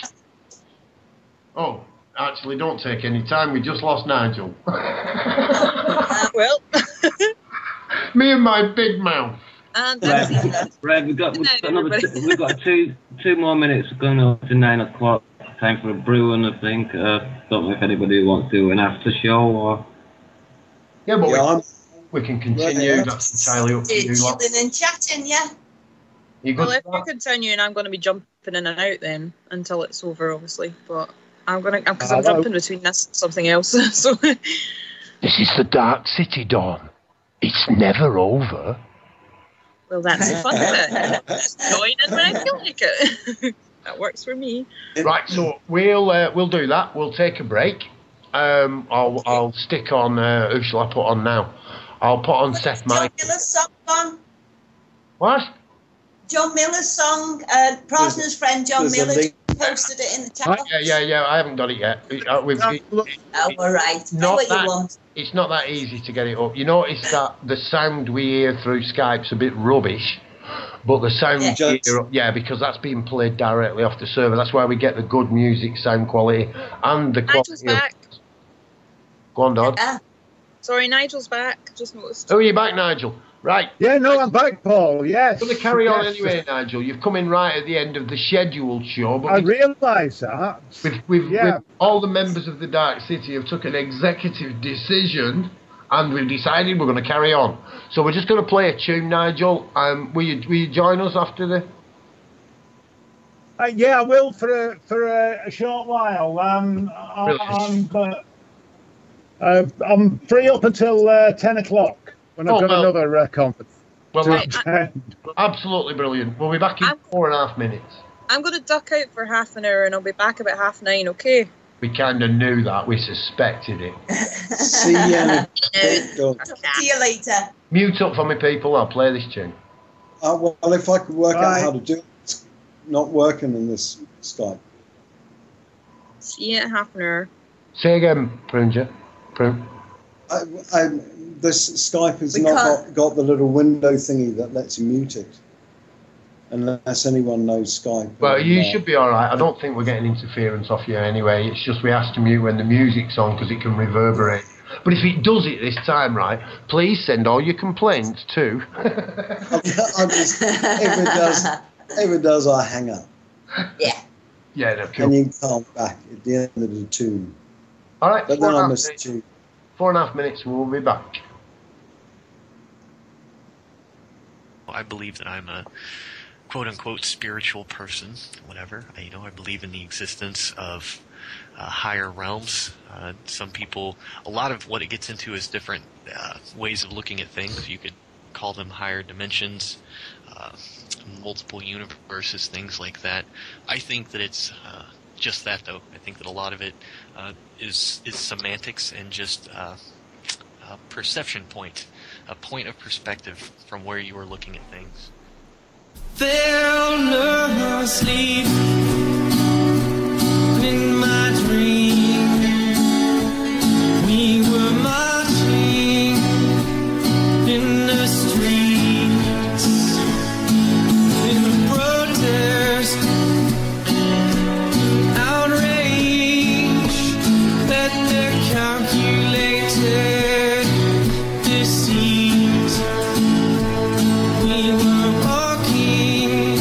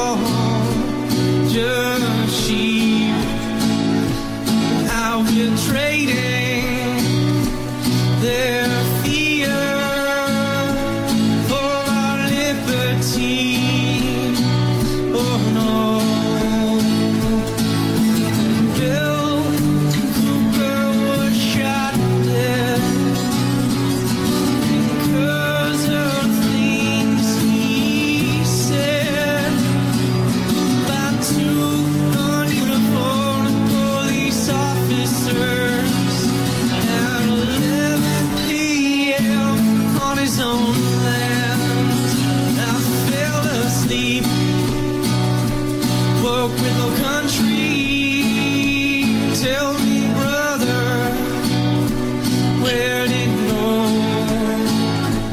Tell me, mother, where's my home? I'm sorry, son, that land's been sold. I'm sorry, son, that land's been sold. Sorry, son, that land's been sold. Here's your shovel, dig your hole. And for all the blood we have shed, for all the blood they have shed, for all the blood we have shed. Won't you bring your White House red? I fell asleep. It's important to be aware that you might be wrong. You know, there's 4 questions that I learned that are really good questions to ask yourself and others when you're being presented with new information, and that is, it's what do you believe, why do you believe it, what difference does that make, and what if you're wrong?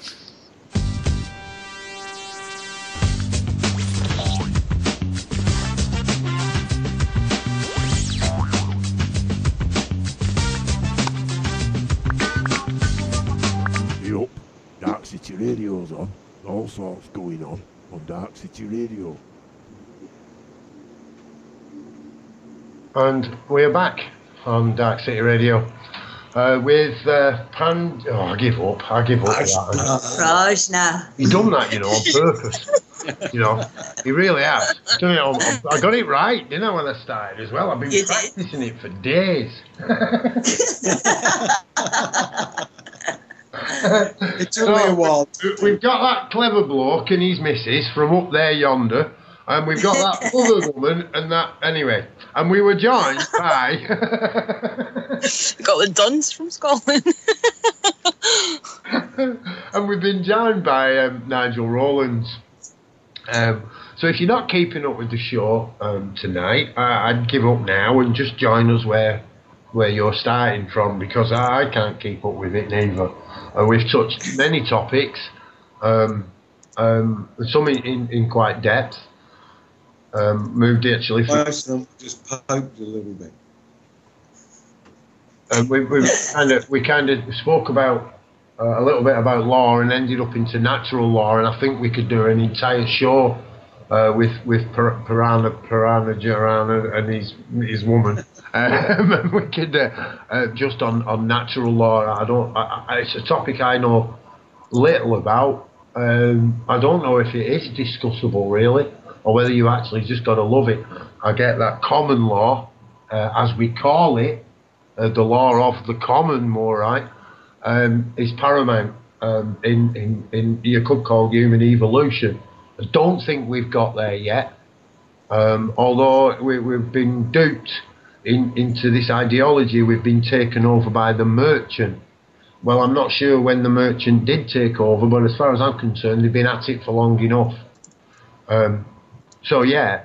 We've touched on quite a few things: travel, broadening your perspective, personal perspective, and we spoke about land and taking back land, and the common land for the common people, which technically belongs to you wherever you're born.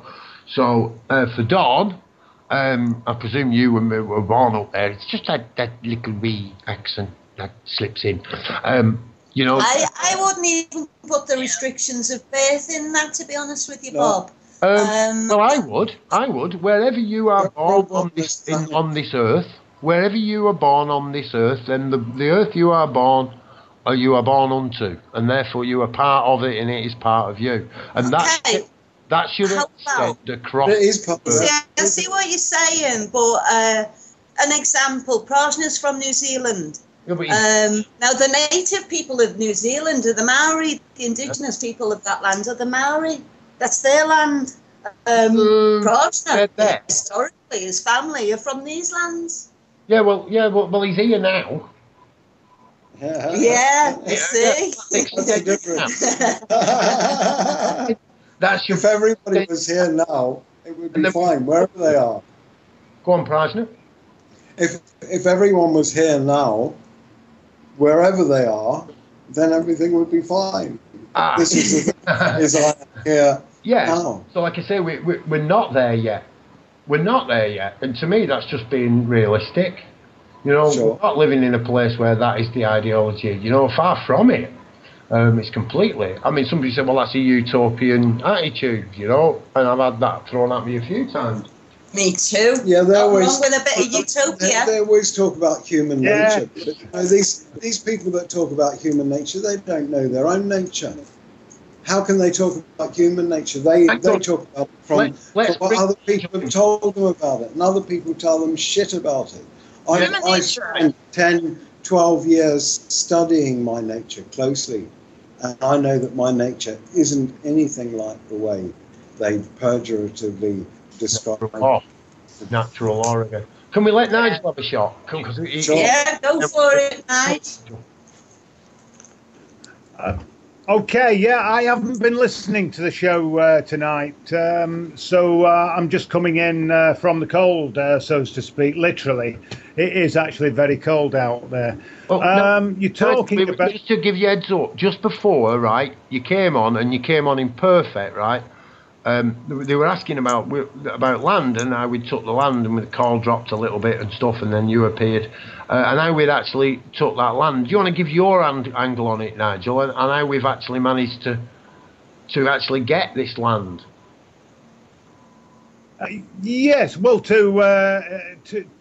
use the land, so we haven't got it, because in a way, that's the whole thing with land, that it belongs to everybody. It actually belongs to the earth, really, and we're just occupying it, using it.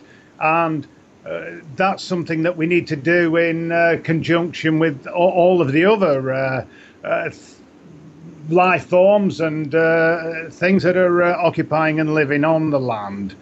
I think that's what you were touching on with natural law, really, you know, and I'm not really going to expand on that, except to say that humanity, there are natural laws, you know, about how different species interact with each other. You know, this is something I've been reading about, and you know, even like the hunter and the hunted, different species respect each other's numbers, and they live within their limits. Now, the big problem with mankind is that we've never recognized any limits, and we have just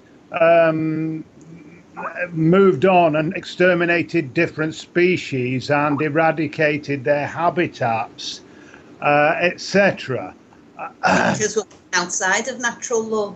We're living outside of nature. Exactly. We're even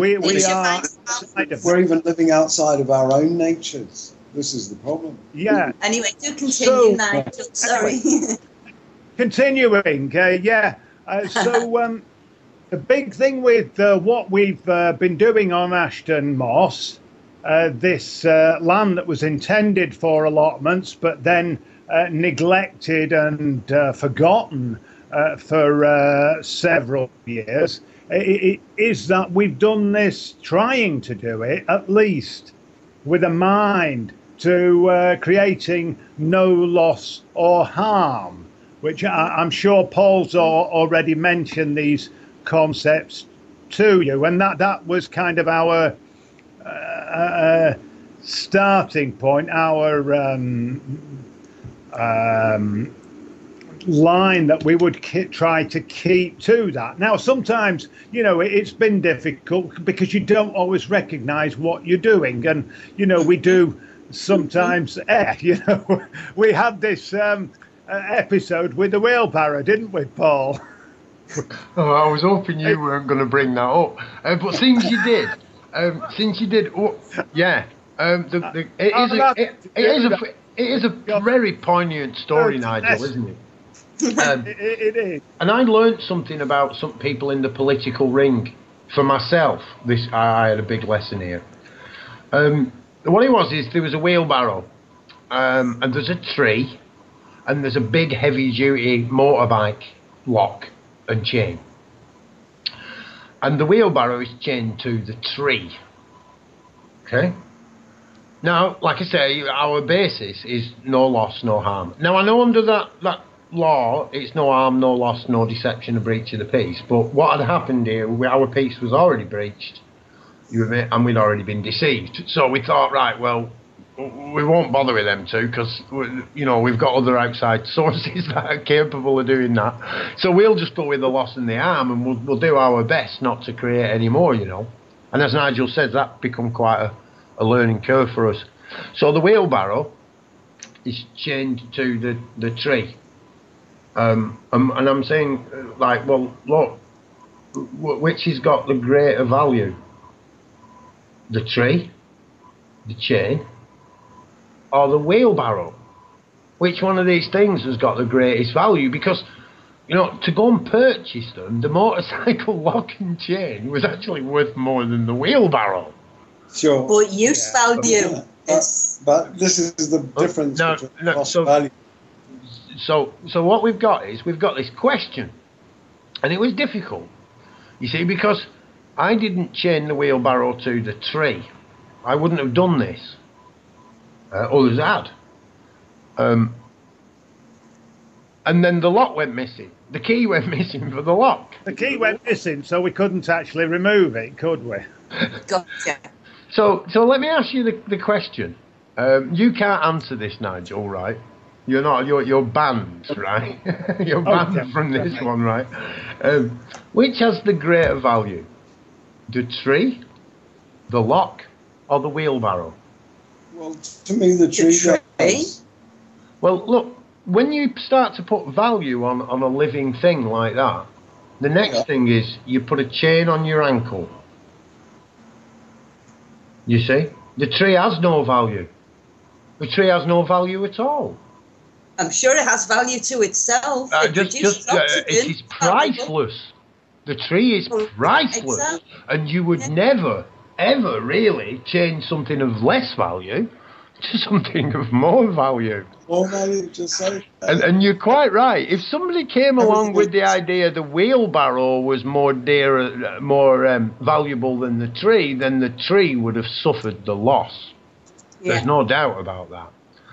So that's, it's only a wheelbarrow. Didn't we just cut the chain? No, somebody actually went, I think, and tried to steal the wheelbarrow and got angry and then vandalised it. So then the wheelbarrow was useless as well. So me and Nigel actually went there and spent with rudimentary hand tools and liberated the tree from the wheelbarrow. I do believe it's still got a chain round it as a ceremonial memory. Are you with me? Because it is. It was a big thing for us to actually grasp. And from there on in, anything that is taken to that land is taken there freely. I mean, if you want to leave it there, that's fine, but don't lock it up. And there's been a tent there, like I say, but all through the winter, the summer, it was put up there. It was only a little cheap dome tent with a cooker in it, and so you can make yourself and boil water and stuff. And in the last couple of weeks, the cooker went. The tent's still imperfect, but the guy said, who put the tent up, next time you need it, will you please zipper it up, because it fills up with water when you leave the zipper down.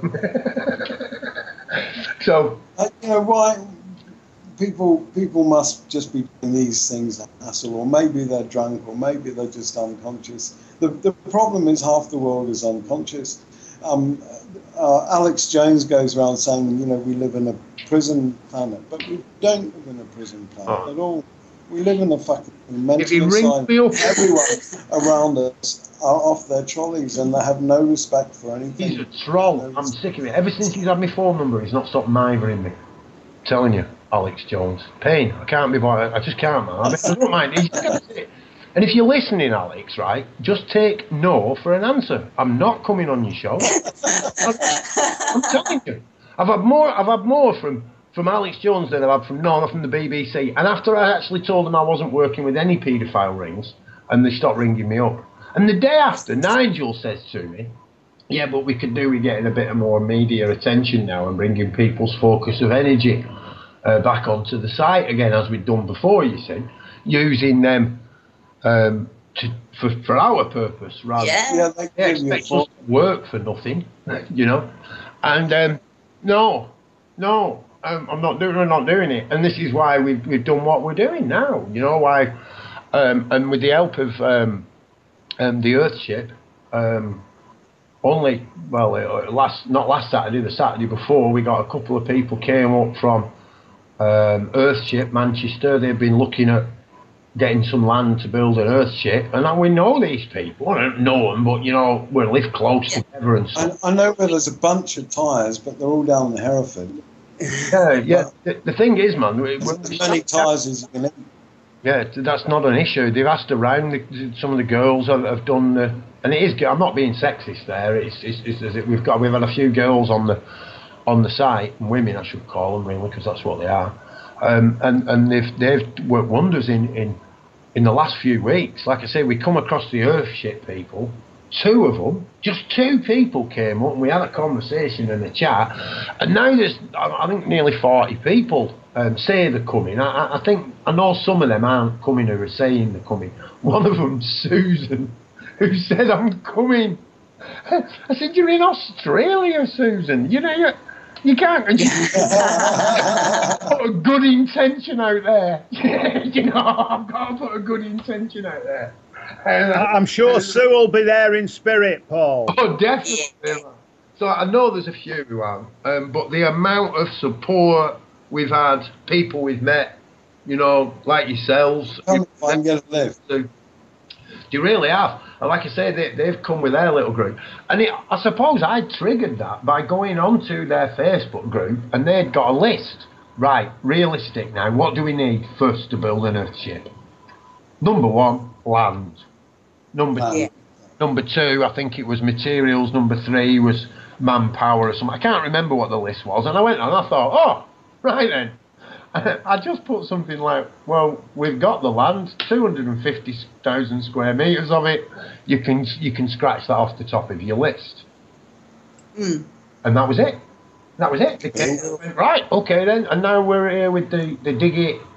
And this is us being our own media as well. Exactly. Not relying on the mainstream. That's it.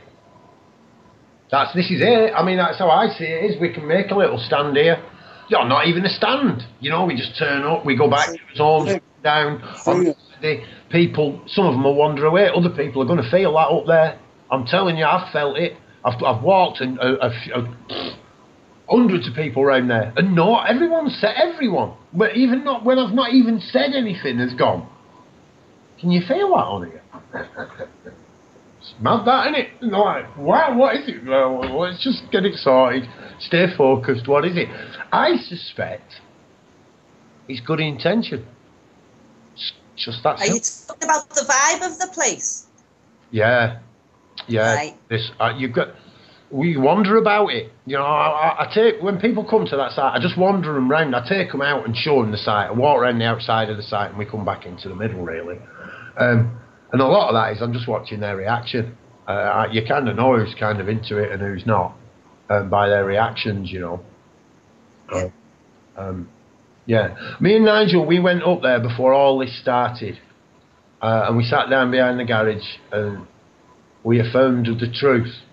We stuck 3 potatoes and 2 artichokes into the ground.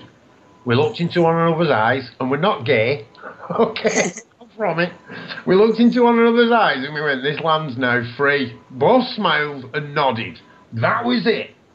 An affirmation of the truth. We didn't set that land free.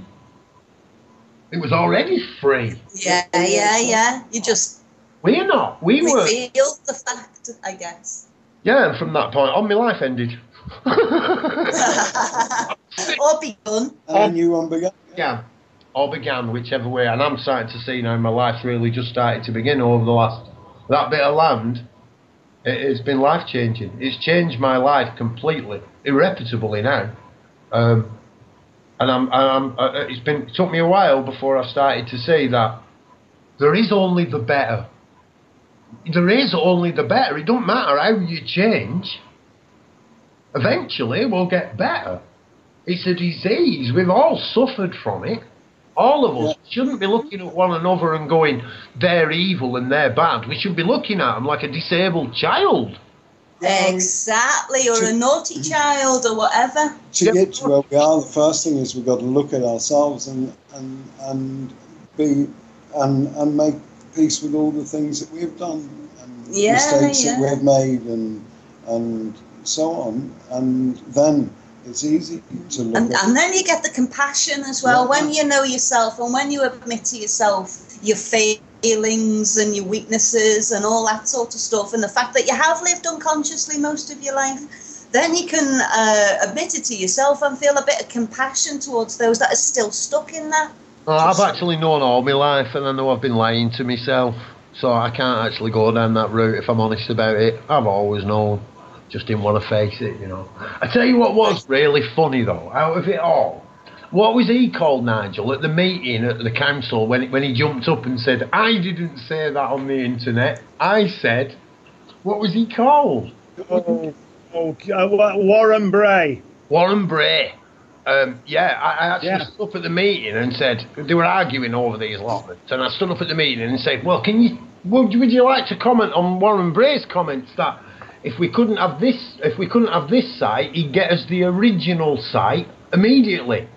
And this Warren Bray jumped up in the council offices and said, I didn't say that.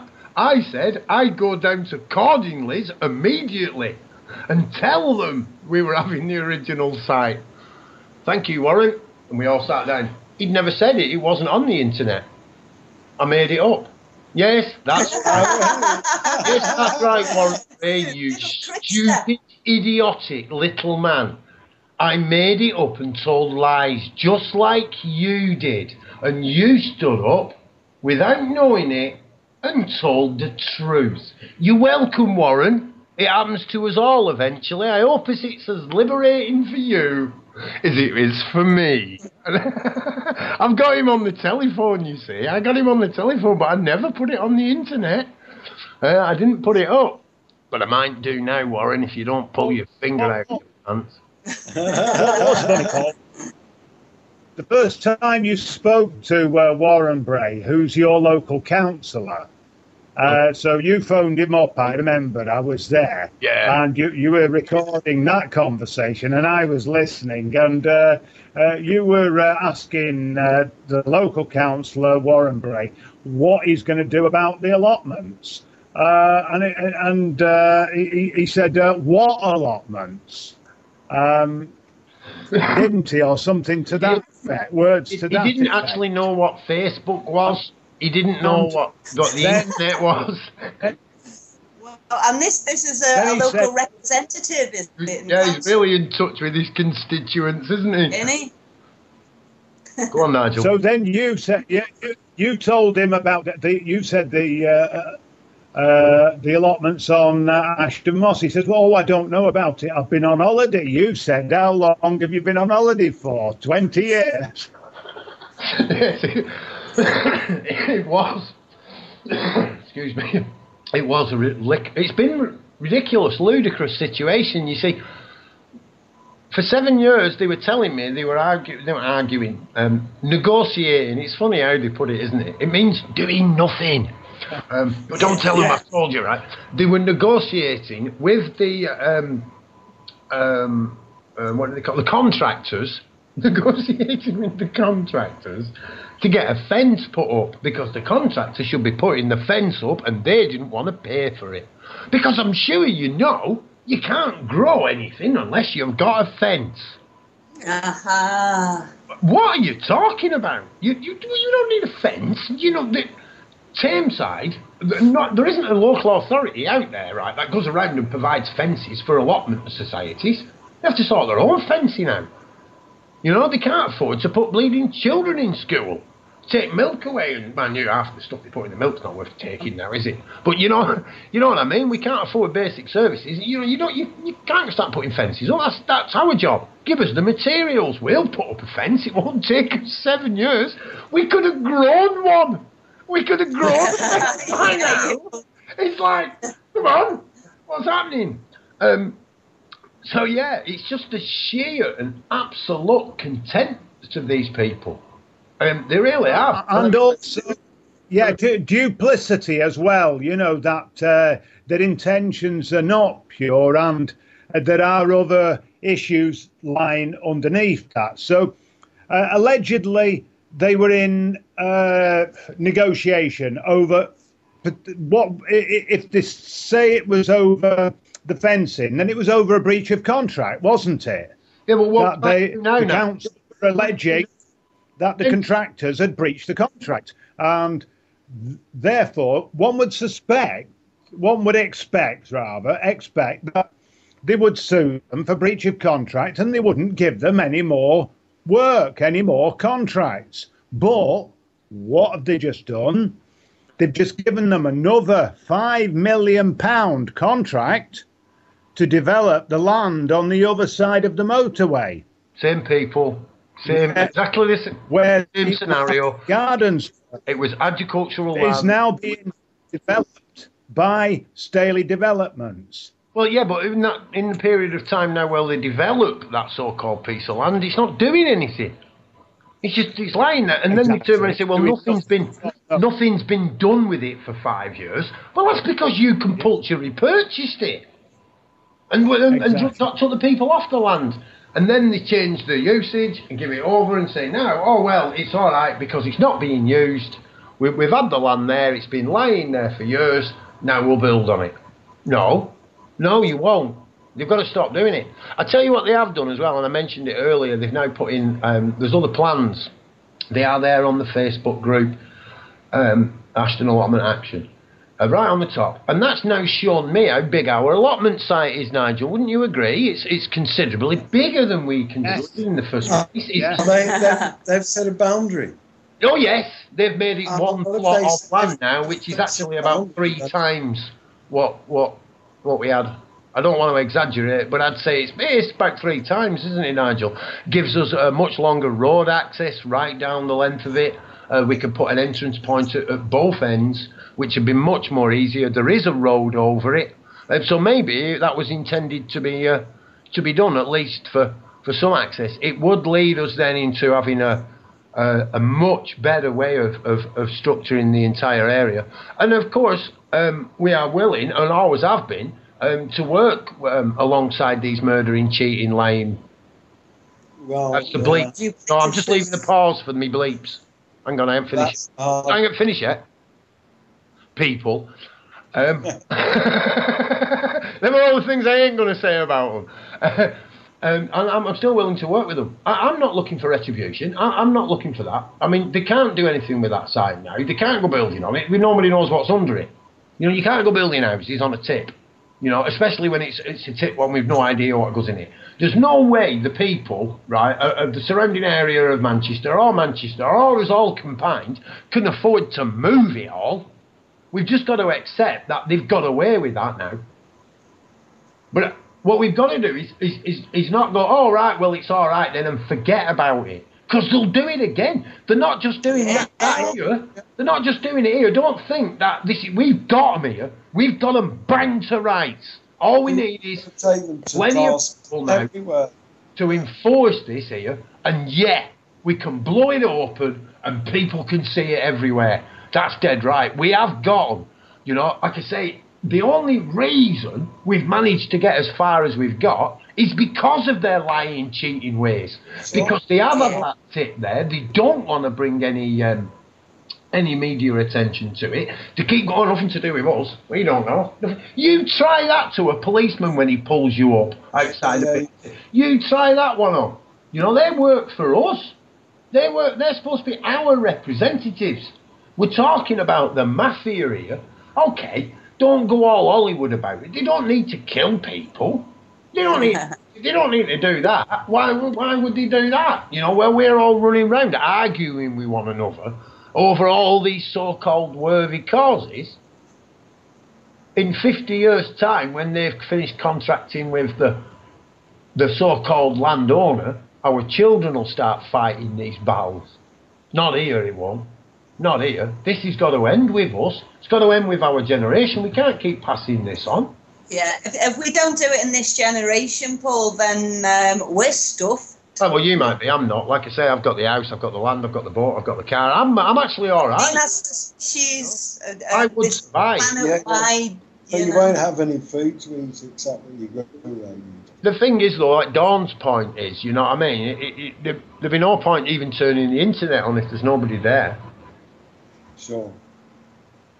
And that's what it would be, you know? Exactly. So, Paul, can I just say, I'm going to leave you at this point now, but, you know, it's been nice talking to you all, and I look forward to talking to you a bit more tomorrow on the D-Ark City Radio, where I'm going to talk about some aspects of the new dark age, you know, the global war on terror.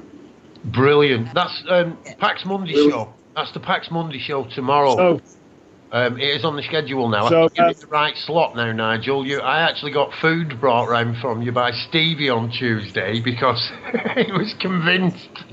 And like I say, if you are trying to follow the schedule, we can't follow it at the moment because we don't actually know what we're doing. It is all very brand new. So, yeah, but Nigel is on now, Thursdays. He'll be coming on Thursdays. Is it 11 or 12 o'clock you start, Nigel?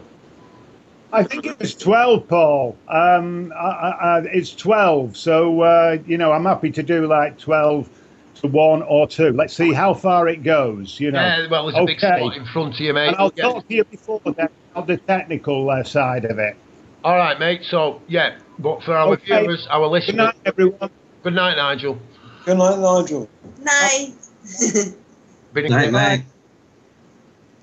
Been a great influence with us, Nigel, down at Ashton allotments. Like I say, ex-councillor, he was a councillor. He's been fighting the fight for a long time. I've known him for years, but I wouldn't have anything to do with him because he was a politician. So, but he's not. I learned things about things. I learned a lot, you know. I really did. And like I say, he's doing a show Thursday. Starting at dinner time, Thursday noon. So he's like our early show, one of the earliest.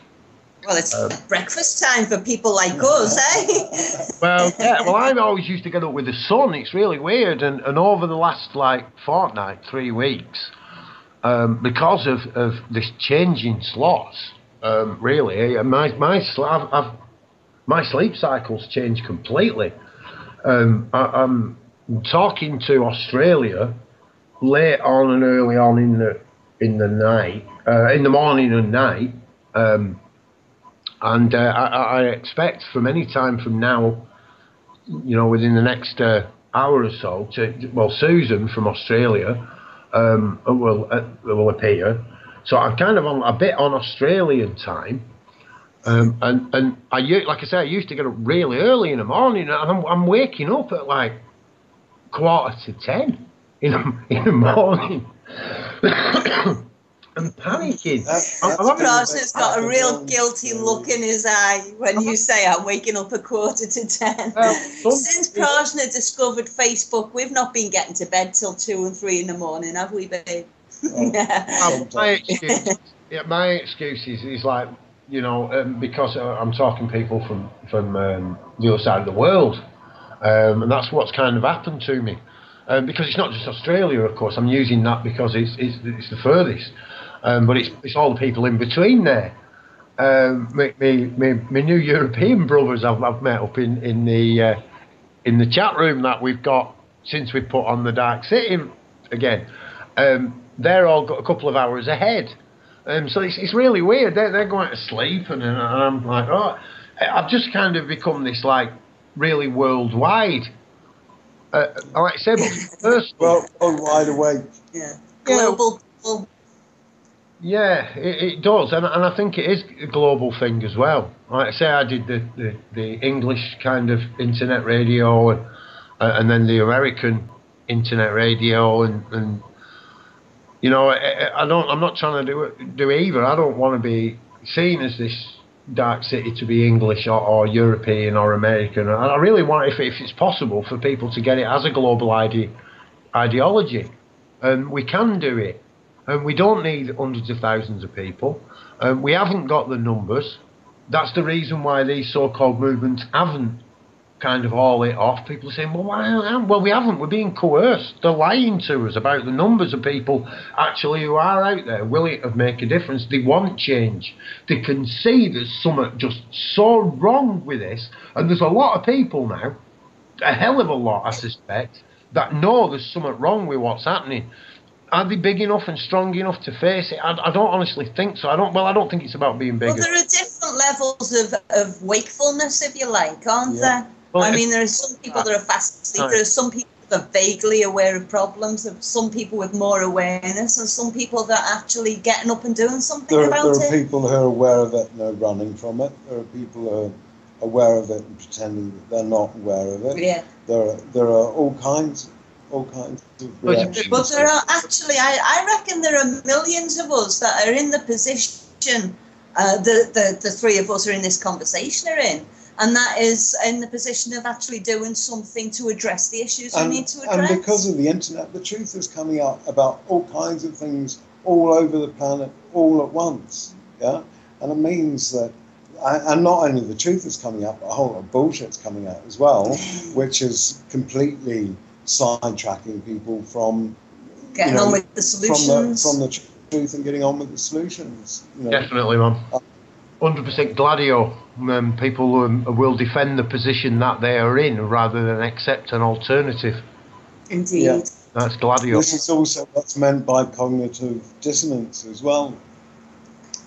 Yeah, knowing the truth but turning a blind eye or a deaf ear to it.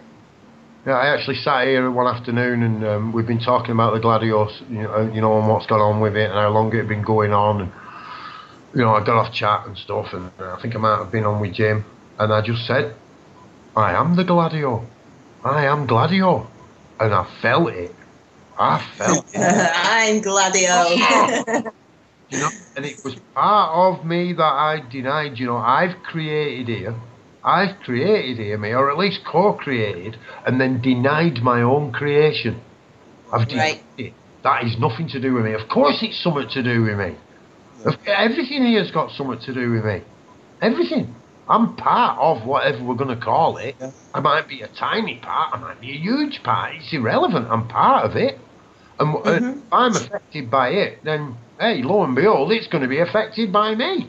Indeed, yeah. Because I'm making a difference every of my life. Every moment of my life, I'm making a difference here. I really. Yeah, be it positive or negative. I suspect that's what we're actually expecting other people to do, just instantly. We've all gone through. We've only got to look at our own experience, and I don't know how many years you think you've been waking up, but I think I've been waking up for 12, 14 something years. I think I'm a bit like Paul. I've always known there's something I've always out of known whack. There's something, but really, it's only the last 10, 12 years that I've been absolutely dedicated really to waking up. Oh, well, I haven't. Ever since I was 6 years old, I've been trying to get to sleep. Oh, I don't want to wake up. Oh, I'm serious. So that's why I've always tried to get deeper and beyond the sleeping state, not waking up from it. Always. That's what I've done. Why? Wake up to what? Yeah, well, yeah. You know, I woke up now at that age and there's nothing changed yet. Nothing's changed yet, but it's just, you know, I may have given myself the impression that things have been different for me, but nothing's changed. Oh, the frequency, they're all going, oh, we've all reached this point in our, what? A point in what? Will you all repeat yourself and do it all again? Oh, it's in our consciousness and our awareness, but we haven't reached any physical point yet. The river keeps flowing. Well, I don't know. I think I could disagree with that. From your land, and Neville's land in Chester, and right, no, excuse me, I wasn't quite getting what you were saying. the angle on it, I suppose, is that I've seen some. I don't know if it's real or not. It's almost I'm afraid of what may occur. You know, I've had difficulty with that, and then I realised that's not mine. That doesn't belong to me.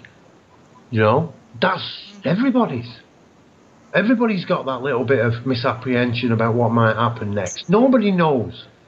Nobody really knows what's going to happen in the next moment. We don't. No, not ever. Sure. Not ever. No matter all planning and scheming.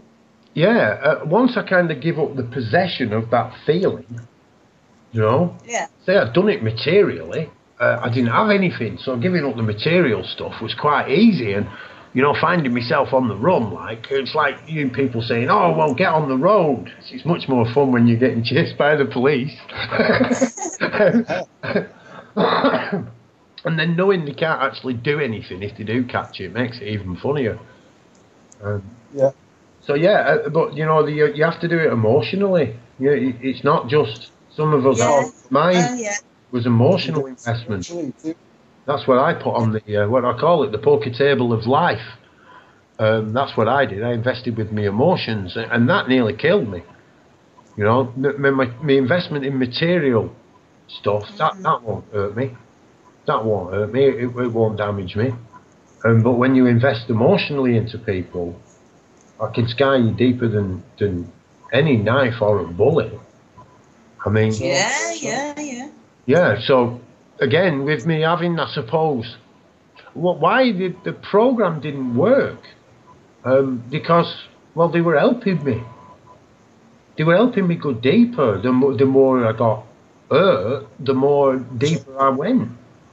And that's what I was trying to do. I wasn't trying to wake up. I was trying to get as deep as I possibly could into the sleeping state. That's where I'm at. That's where I'm trying to get. And then the weird thing is when you wake up, when you actually wake up on the normal day, you know, like anybody else, you wake up in the morning and it does it in steps. You don't just go click into the toilet, glass of water, boom, downstairs, cup of tea and out the door, gone. It doesn't. You've got time to just be aware. You start out all blurry-eyed. Hang on a moment. I'll just go and find me poetry book because there's a poem. There's a poem in there called "Awake" that says. Don't start threatening us. Get off and get that poetry book, lad. It's gone. He's gone. He did his India one before, and when he was saying that is bang on, that's a man who's he's had such a similar experience to me. What was that? Namaste Delhi. What can I say? Your streets are so smelly and not far away. My first visit to India was a mate of mine, Dave. I'd helped him out a while ago. Just by helping him out, I mean, like, just got him to see things in another way, to take his disadvantage and create it into an advantage. And he got where he wanted to go. And he rang us up one day and said, do you want to go to India? I mean, I can't afford it, Dave. I'm on my bum. Can't afford India, you know. It's just beyond me. And he went, £179 for two of us, return. And I went, I want to come to India. And I arrived sort of on a charter at Goa, the airport. Flew straight into the Goa airport. And the steps come down, and I'm walking down the steps, and by the third step, I was hallucinating. Serious, I was tripping. It was like this. You were what? Sorry, Paul. I was hallucinating. It was like I took a few mushrooms, not enough to get me, you know. Right. It's like I took a few mushrooms, and eventually, I mean, I don't know how long I've been there, but I'm sitting, and it's this guy, Reg, I mentioned earlier, and he says to me, oh, it's in the ether. I said, what? There's more drugs been took in this part of the world. The ether. And, you know, it's right. it's really right. Once I knew that, I mean, the second time I went, I travelled down to Corella and arrived there purely by coincidence on the Moon Festival, where the moon rises, where the sun drops into the sea. Yeah, yeah. And we got in a rickshaw from the train station to take us to this is the address, the first blue building on the red brick road.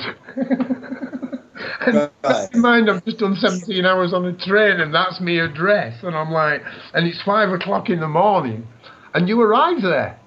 It's amazing. It's not like number 57, the Laurel Gardens, you know, blah, blah, blah, and the postcode. It's, you know, Corella, the red brick road, first blue house. You know, and you get addresses like this behind the bank. So, yeah, we arrived there and well, Brahma Krishna, I woke up one morning, I've not took anything, I'm not on any drugs, anything at all, I'm on sunshine, fresh air, you know, that's what I'm on. Fresh food, vegetarian food. No, I eat everything, mate. Yeah, so yeah, I'm eating, I'm even in India. Say again? The state of the animals is... The animals?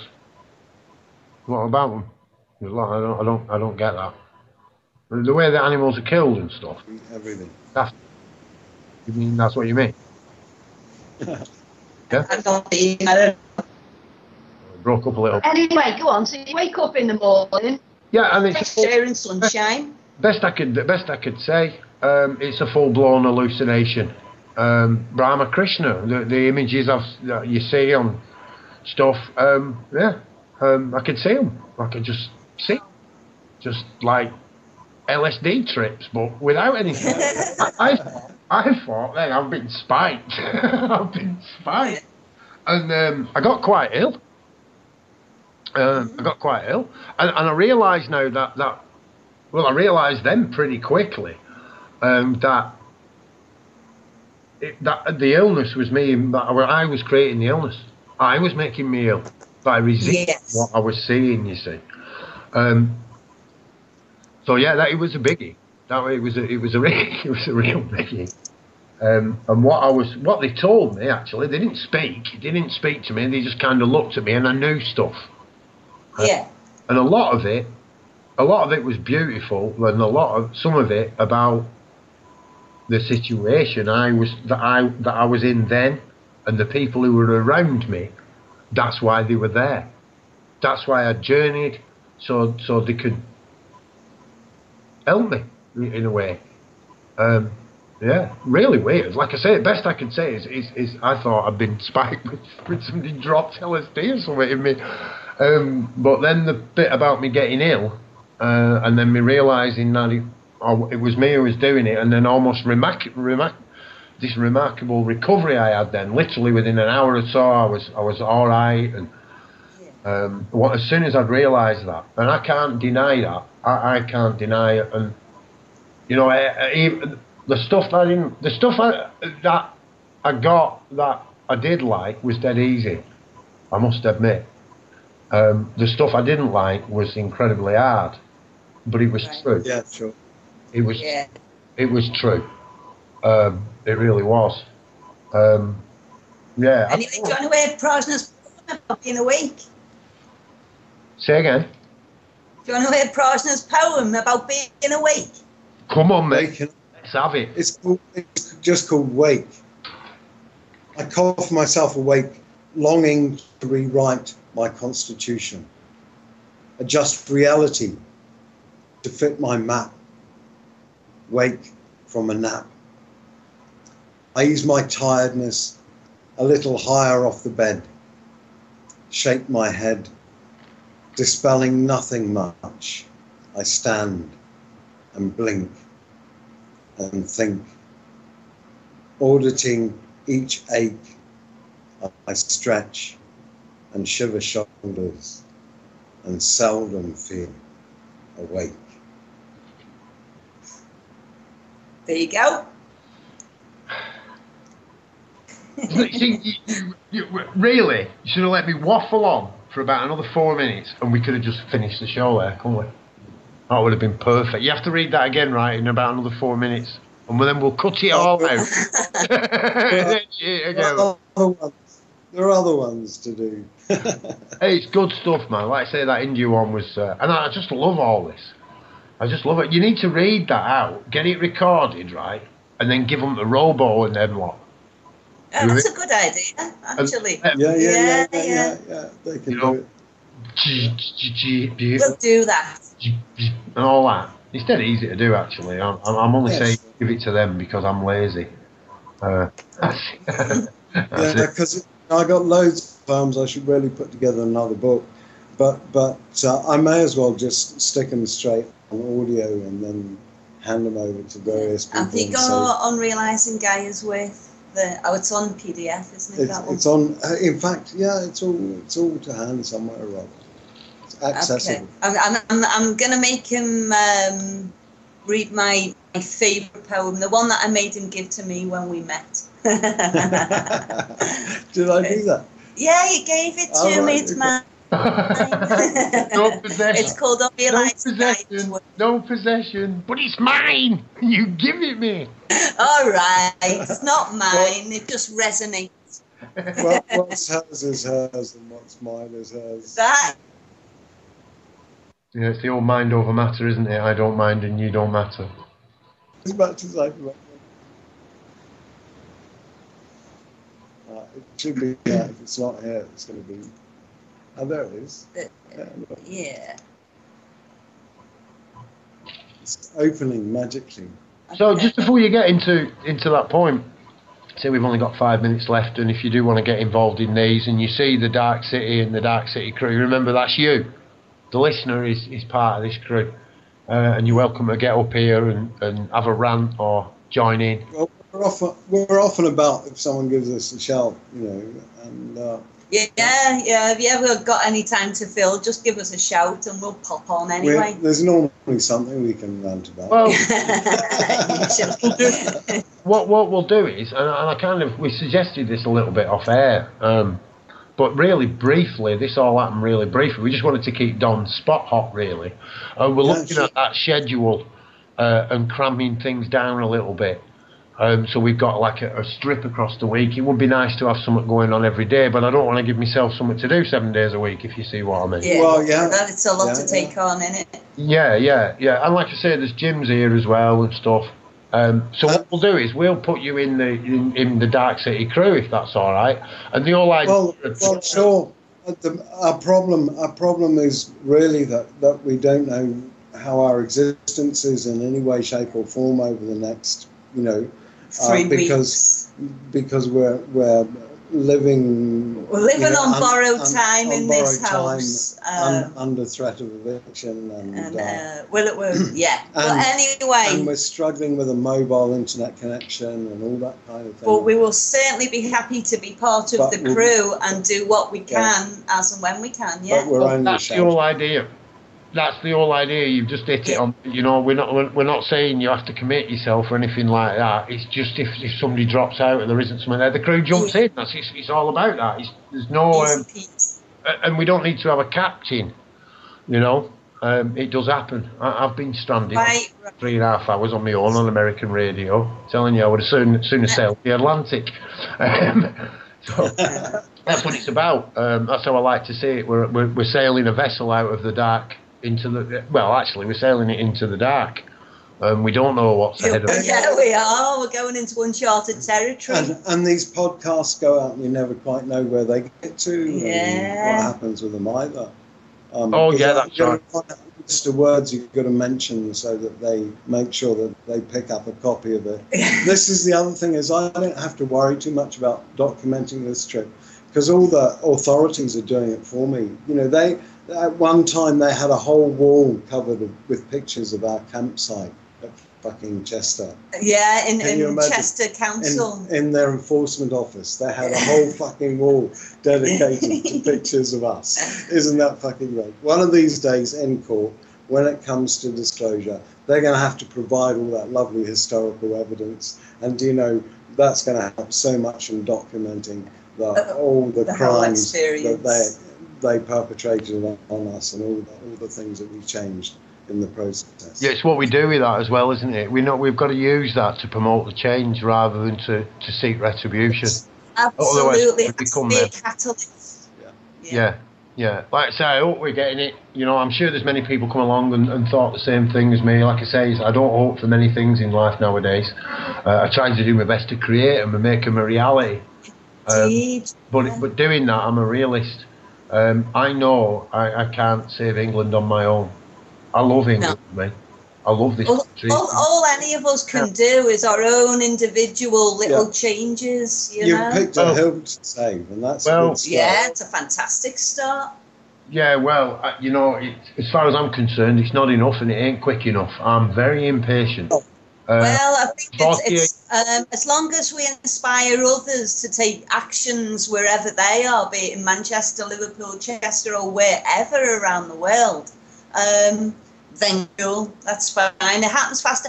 It happens without us knowing. This is the thing. People like us, we don't get publicity in the mainstream media by and large. So we don't know that there are 100 little actions taking place all around the country. But I'm quite sure that there are.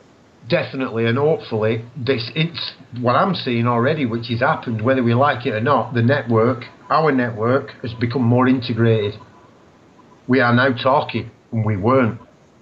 And if anything, that's what we've got.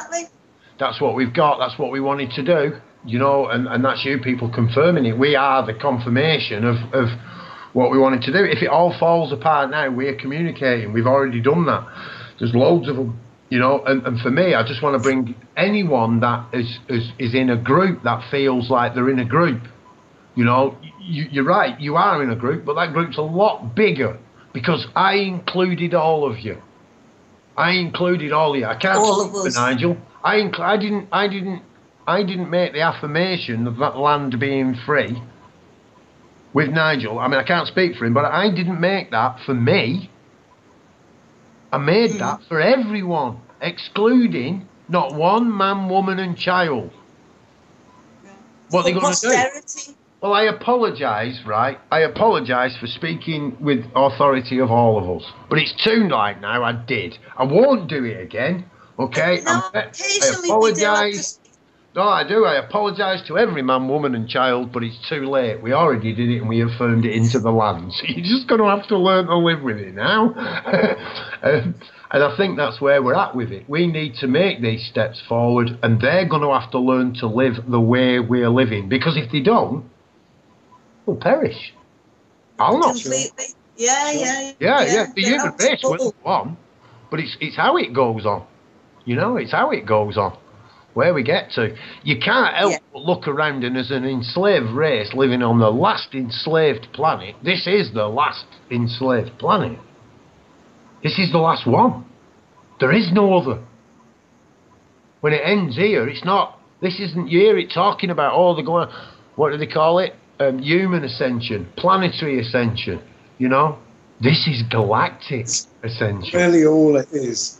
Yeah. Really all it is this ascension of consciousness. Well, it's evolution of consciousness. We move as fast as the slowest.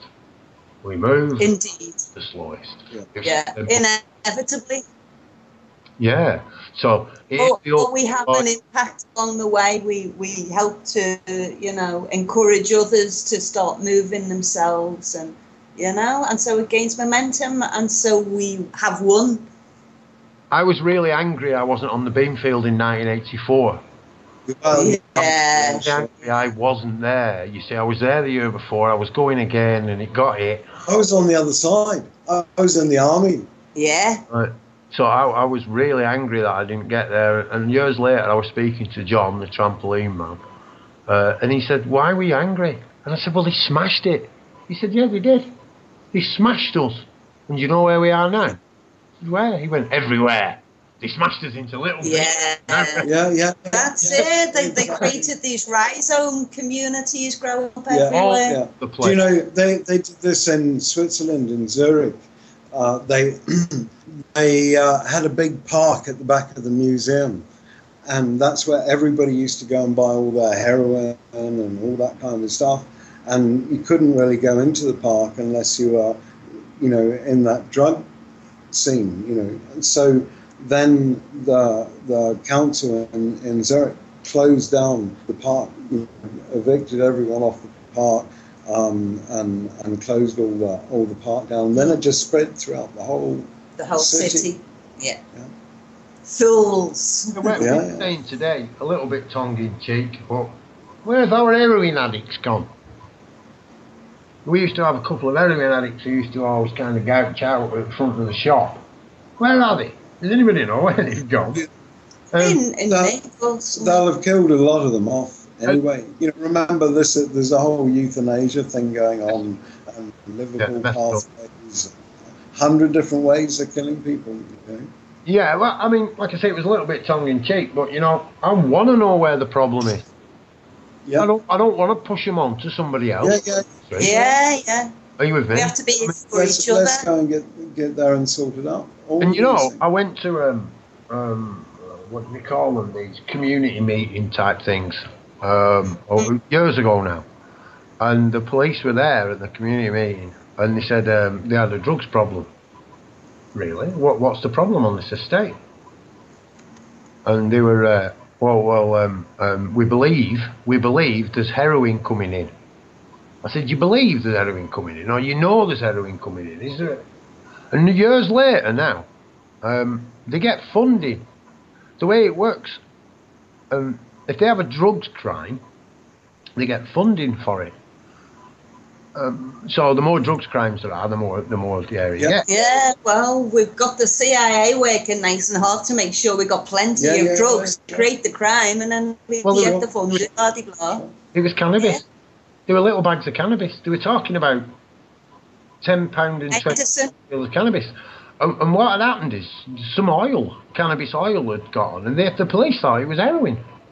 It was actually cannabis. Yeah. You know, their ignorance to it. Now the police come onto the estate and they're insisting there's heroin. Wait. Took 6 months for the dealers to move on. When we got heroin on the estate. Wow. Yeah. You see what I mean? And I'm not saying the police. I'm not one of these conspirators. I'm not saying the police set up the heroin. I'm not saying they did. I'm saying they come looking for it. Then it turned up. Yeah. That's how it works. It's not so cosmic, and you know, we look for it, then we find it, and we don't like what we find. And it was the same with Stonehenge, with the Stonehenge Festival and the traveller scene and so on. All started off lovely with ecstasy and all the raves and everything. They had ease and everything was all love and wonderful, and proper community developing, and then some elements pushed heroin and cocaine and stuff into the scene, and that entirely... Did you go in 83? Did you see what they did to the heroin dealers in 83? Did you see it? Second. The heroin dealer, if you went in 83, there was a car turned on its side and it said no smack written on the bottom of it, burnt out. And that car ended up there because two guys were selling heroin on the side. Yeah. And they were backed up by what they said were Hells Angels England. Yeah. So you've got a bunch of hippies now, and what are they going to do? You know, what are they going to do? And they sat around, they had a meeting. Because there's no real hierarchy, you see. You've got the main convoy, they used to call it. You know, the heads. And they'd sit around, what are they going to do? And anyway, they decided the best thing they could do is let the women deal with it. Because that would work. The Hells Angels deal with it. You know, excuse me, let the men deal with it. The Hells Angels will come back and deal with the men. But if the Hells Angels come back, and what they're going to do? Beat up the women? It'll just look stupid. You see what I mean? Yeah.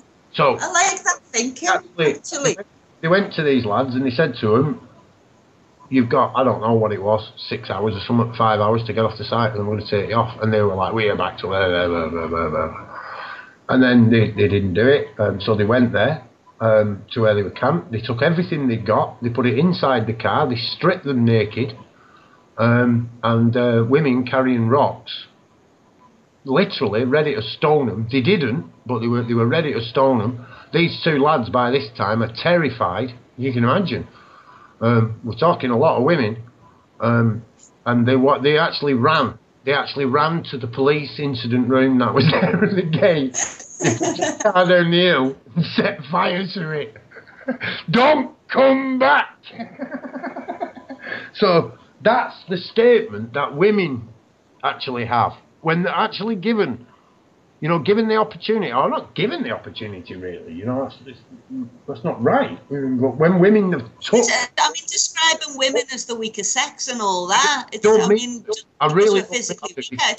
a weakness. It's actually a strength when you turn it around the way you just described. When you see the fear in them man's eyes, I saw it. I arrived as they're running off. I'm like, what have I turned up to here? A gang of angry women. But I saw that, and I'll tell you what, that's how you end a war. When women are, get up there and say, no, you're not killing our children with your drugs. You're not using them to murder one another anymore. That'll be the end of it. When women, seriously, us blokes are too dumb-ass thick. When them in the world turn around and say, no, you're not killing our children. Yeah. That'll end it. Us blokes will just argue about it, we'll fight about it, we'll go round in a circle and debate it, we'll create something else which is supposed to be wonderful, and we'll use to kill people. Yeah. To say I'm a realist, I'm quite aware of the difference between the masculine and the feminine energy. I'm quite aware of it. Women anyway. This is one of the things. But this is one of the things. That's what I'd send to Afghanistan. I'd send an entire brigade of blonde-haired, busty women carrying shopping. Hey, right, ladies, in you go. Go and give them all a big hug. And if that didn't work, my second brigade, they'd be topless. And that'd do it. That's how you stop men from killing one another. That's how you break all the emotional dramas. Love. That's a bit like bonobo monkeys, isn't it? Yeah. They settle disputes. The women come along and just offer themselves for sex. The males and the females, it's just a constant orgy with these particular monkeys. Yeah. Any kind of dispute. Any kind of argument. They have a shag. Basically. There's a lot of people out there with a lot of pent-up emotion. My thing is release it in an harmonious way. Do it in an harmonious way. Do it in a creative way, a constructive way. Yeah. A lot of angry kids, and the only reason they're angry and they're frustrated is because they've got no creativity in their life. Exactly. Well, it's because and they're totally disenfranchised. They've lost all fascination. Do you know when you're fascinated, you can't be angry. It's impossible to be angry and fascinated at the same time. And this is the thing, forgotten how to fascinate people with what is truly fascinating, things like nature and so on. The education system is, it's such an abuse of children. You would think, wouldn't you, that the first thing we would teach children is about what is good for their bodies, what food is good for them. Yeah? How do they grow it? Where do they source it? And all that kind of stuff. You would think that would be the first thing we'd teach. How you meet your existential needs in life. Yeah, exactly. Our existential needs are absolutely, utterly sacred. Everybody, everywhere on the planet says life is sacred, or at least human life is sacred, or at least human life if you're white and not gay, and that kind of thing is sacred, or at least human life is sacred if you're giving yourself to the Lord and all the rest of shit. But they all admit that on some level life is sacred, and if life is sacred, then surely all of the things it depends on: food, shelter, clothing, love, water. you know, we shouldn't need medicine, but sometimes things happen we're not conscious. Yeah, can I just point out, you two jumped ahead of me there. My second brigade of topless, busty females running up with bags of shopping, right, was to give them all a big hug and to blind the enemy. Right. I wasn't moving down the sexual manipulation of the enemy at all. I think that's how the men are getting there, prepared to kill one another. You know, if we could instigate that in the home, are you with me? Where we were both appreciative, men and women, of the skills that we've got to offer, and the complete role reversal almost. Let's send the women to war. I absolutely, funnily enough, agree with you. Maybe not to war, but to go and resolve the war. Not a coward, but us men aren't solving it. Us men going to war, shooting at one another, is not solving the problem. Am I the only... No, I'm just adding to it. More cannon fodder. It is the problem. Yeah. Force is the problem. This is the whole problem. So wherever you meet a big macho enemy, send them the girls whenever you meet anyone who's using force rather than reason. Now, can I throw in the words of my prophet? Yeah. Sure, go for it. Can I if they're stupid enough to kill one another, I'm filming them. Yeah. They're stupid enough to kill one another? To kill one another, I'm filming them. All right. So, you know, in all fairness, I'll use it again, you know.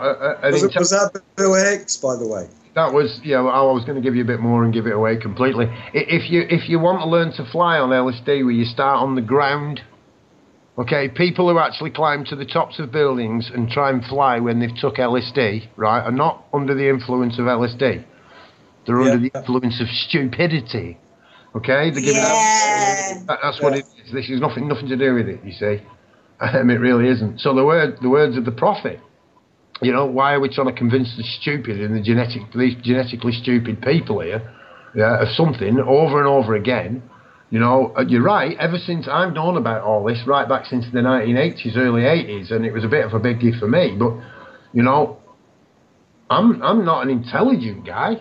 I'm a normal everyday bloke, and then if I can do it, you know, and I'm pretty thick, then who are we waiting for? Have we come to a stage now where we are actually creating the genetically stupid people so we can feel better about ourselves? Yes, indeed we are. We've looked a lot into genetic research. That's what a great deal of science and medicine is all about.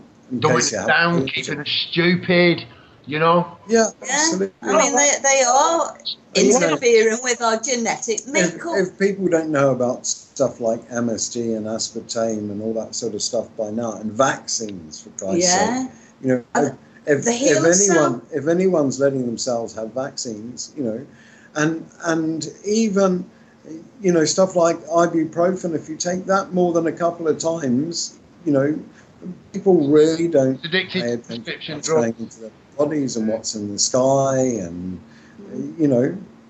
But there was... slow, you don't realise it. The withdrawal from... I've been addicted to prescribed prescription drugs. Again, from what they said was arthritic pain. That's what they described it as. And, literally, I had to take painkillers to work. Like I say, it's... I have got a nice home, you know, I don't dispute that, but, you know... This is the thing, you've got to take painkillers to be able to slave for the bastards. But what is it? It's built on my pain. Masked through drugs, but built on pain, and we can't start there. Just, come on. If we're going to start anywhere, we're not going to start in pain. We're actually reacting from an emotional perspective. You know, you don't... An awful lot of the time we are. You know, I actually cured myself of a really painful condition, which is very similar to polycystic ovaries. And I was going backwards and forwards for all these tests, waiting for a diagnosis and all this sort of stuff. And having the most cripplingly painful period you can imagine. And at the same time, I was reading this book by Caroline Myss called Anatomy of the Spirit. And it was about our physical relationship with the environment that we live in and how it impacts us physically. Our spiritual relationship impacting us physically. And so I'm reading this book and I'm going backwards and forwards for all these tests. And as it's dawning on me that I can control these symptoms myself and get to the cause of it myself. Yeah. So I kind of cured myself, and I got the diagnosis, but I was better. Yeah. Yeah, like I say, I had the same experience, like I said, mentioned earlier, in India. It was quick. You with me? It was right, yeah. It was an accelerated experience, but I've had the experience loads of times before. You know, cool. Like I said, this was like I was hallucinating. It happened so fast for me. I was aware that I was creating the resistance inside myself. I was aware that I could remove it, that all these problems were down to myself, and that I didn't need to take responsibility and possess them. I was possessing other people's problems. I thought they were mine. It was me. Yeah. It's mine. I possess. It's mine. I was in possession. Me. Possessed by some demonic entity. That's the best way I can describe it. And my whole life is a representation of the possession I was in. I was possessed. Yeah. Simple as that. And the way I got rid of it was allowing it to consume me. The darkest part of myself swallowed me up all. Now I'm on the inside. Now I'm on the inside. It's like, oh, right, okay, I'm in control now. Yeah, but I can't control anybody else. I'm completely powerless to control any. Prior to that, I could manipulate virtually anyone to do anything I wanted. That's what I'd done with my family. You know, I manipulated them into the reality I wanted to see. The wife that loved me, you know, the perfect family. I manipulated it. I really. This is how all the relationships fall to bits. Is because both are trying to manipulate each other into their own reality and expectations, and they're never able to express properly what their expectations are, to each other, and yet they're busy trying to mould each other into these total. Oh, and you find out the truth then, man. I found out the truth behind it all, and I realised why I'd created a fake reality for so long. Like, when I found out the truth, when I knew the truth, I would have never got involved in it. I really wouldn't have done. Looking back now, I wouldn't change a thing. But I know if I would have known then what I know now, I wouldn't have got involved. You know, saying that, I have grandkids and I've got 2 beautiful grandchildren, you know what I mean? I've got a beautiful daughter, you know, and I wouldn't have any of that. You know, so I'm not, you know, regretting any of that. I'm not. But the true facts of it are, if I would have known the truth, none of it would have happened. It would have been completely different. Completely different. Things could have been dealt with. We would have had a chance. When you bury deep emotional stuff inside yourself and you don't talk about it, it becomes part of your personality. Sure it does. And for many people now, the best thing we can do is nothing. Do nothing. Because it's an addiction. First step. First step to changing the world is to do nothing. Stop. Just stop. I tell you what, every time I go, right, I've had enough of you, leave me alone, my phone goes, I get people pretending to be other people, giving me messages on, and it's like, will you stop doing it? I know who you are. Behave yourself. Do you know what I mean? Oh, we don't like, yeah, right, okay, then go on. Anyway, thank you very much indeed, I'm all right. All these dramas, you know, people create fucking dramas all over the place. It doesn't matter where they go, they create dramas there because they have to have drama in their lives. You know, it's like they have to turn their life into a soap opera. You know, have you noticed? Some people are just one drama after another. Have I noticed? I tried to run a radio. I tried to open up a radio station within the truth movement. How ridiculous is that? How many people do you think are actually in the truth movement? Well, who knows? But someone says that a quarter are infiltrators anyway. I think they're all infiltrators except you and me. and I ain't so sure about you. I think that might be a reason there. I could put the numbers up to maybe 35, maybe. For 50 people in the country. Really?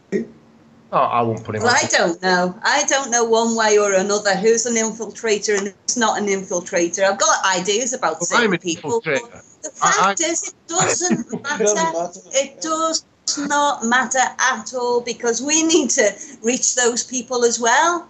No, you're missing what I'm saying. Are you missing what I'm saying, I think, here? Or you're definitely misinterpreting what I'm saying. Is by truth, there's those who actually see there's an alternative and actually go and do it without reintegrating what they've just the bullshit they've just left behind.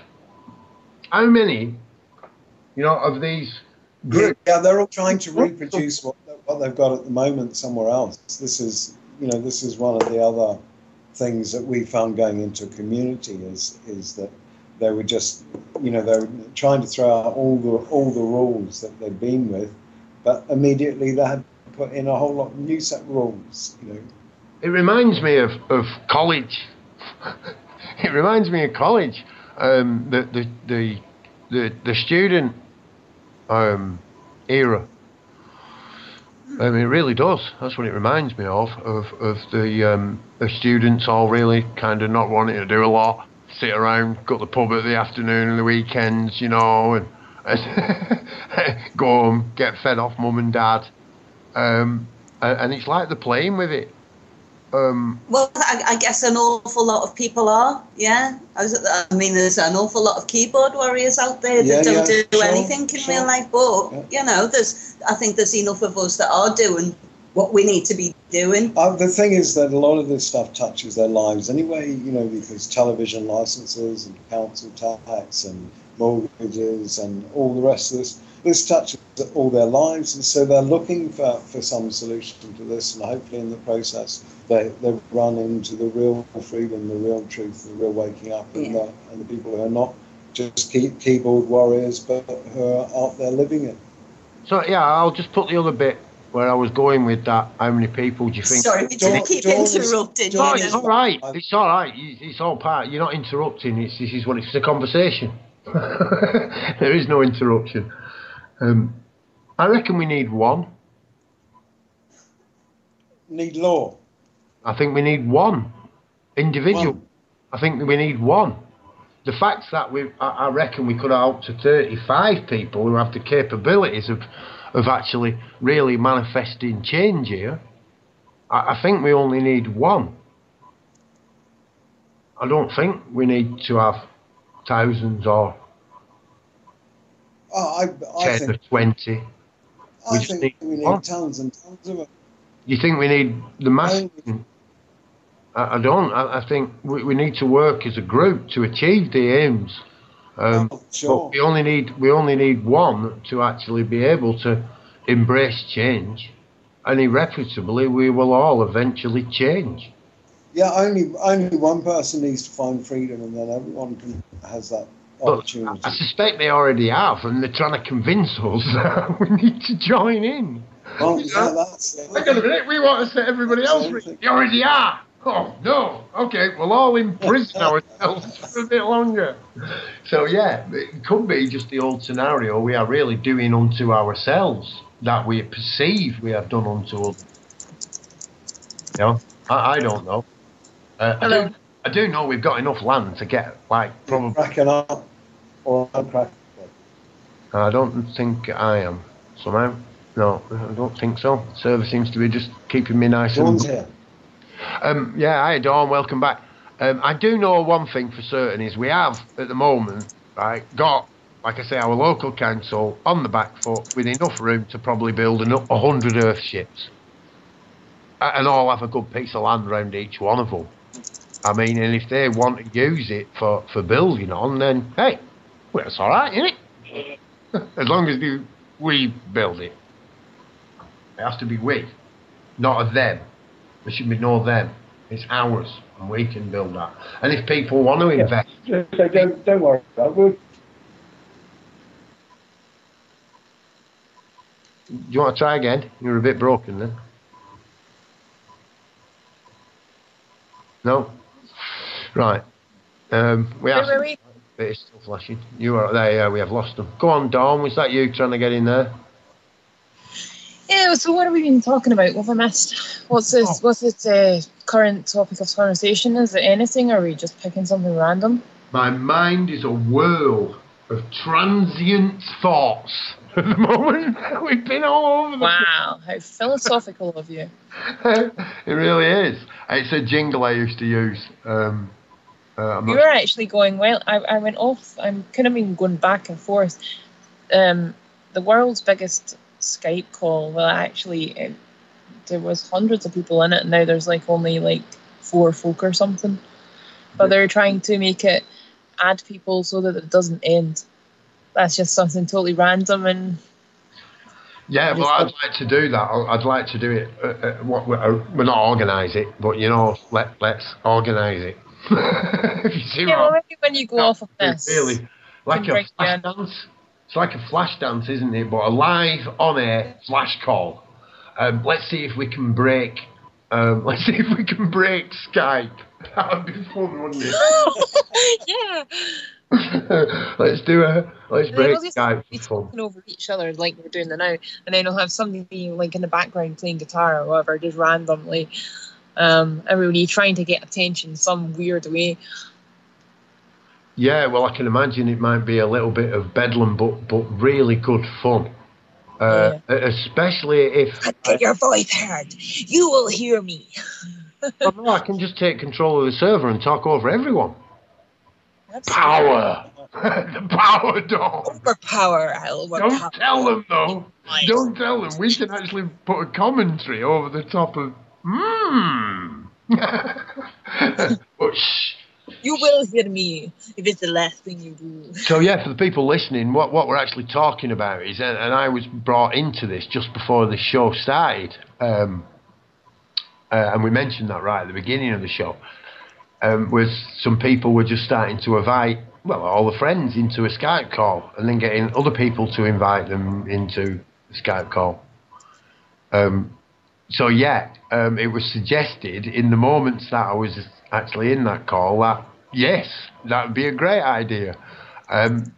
So yeah, we may we may be involved with at least the first flash call.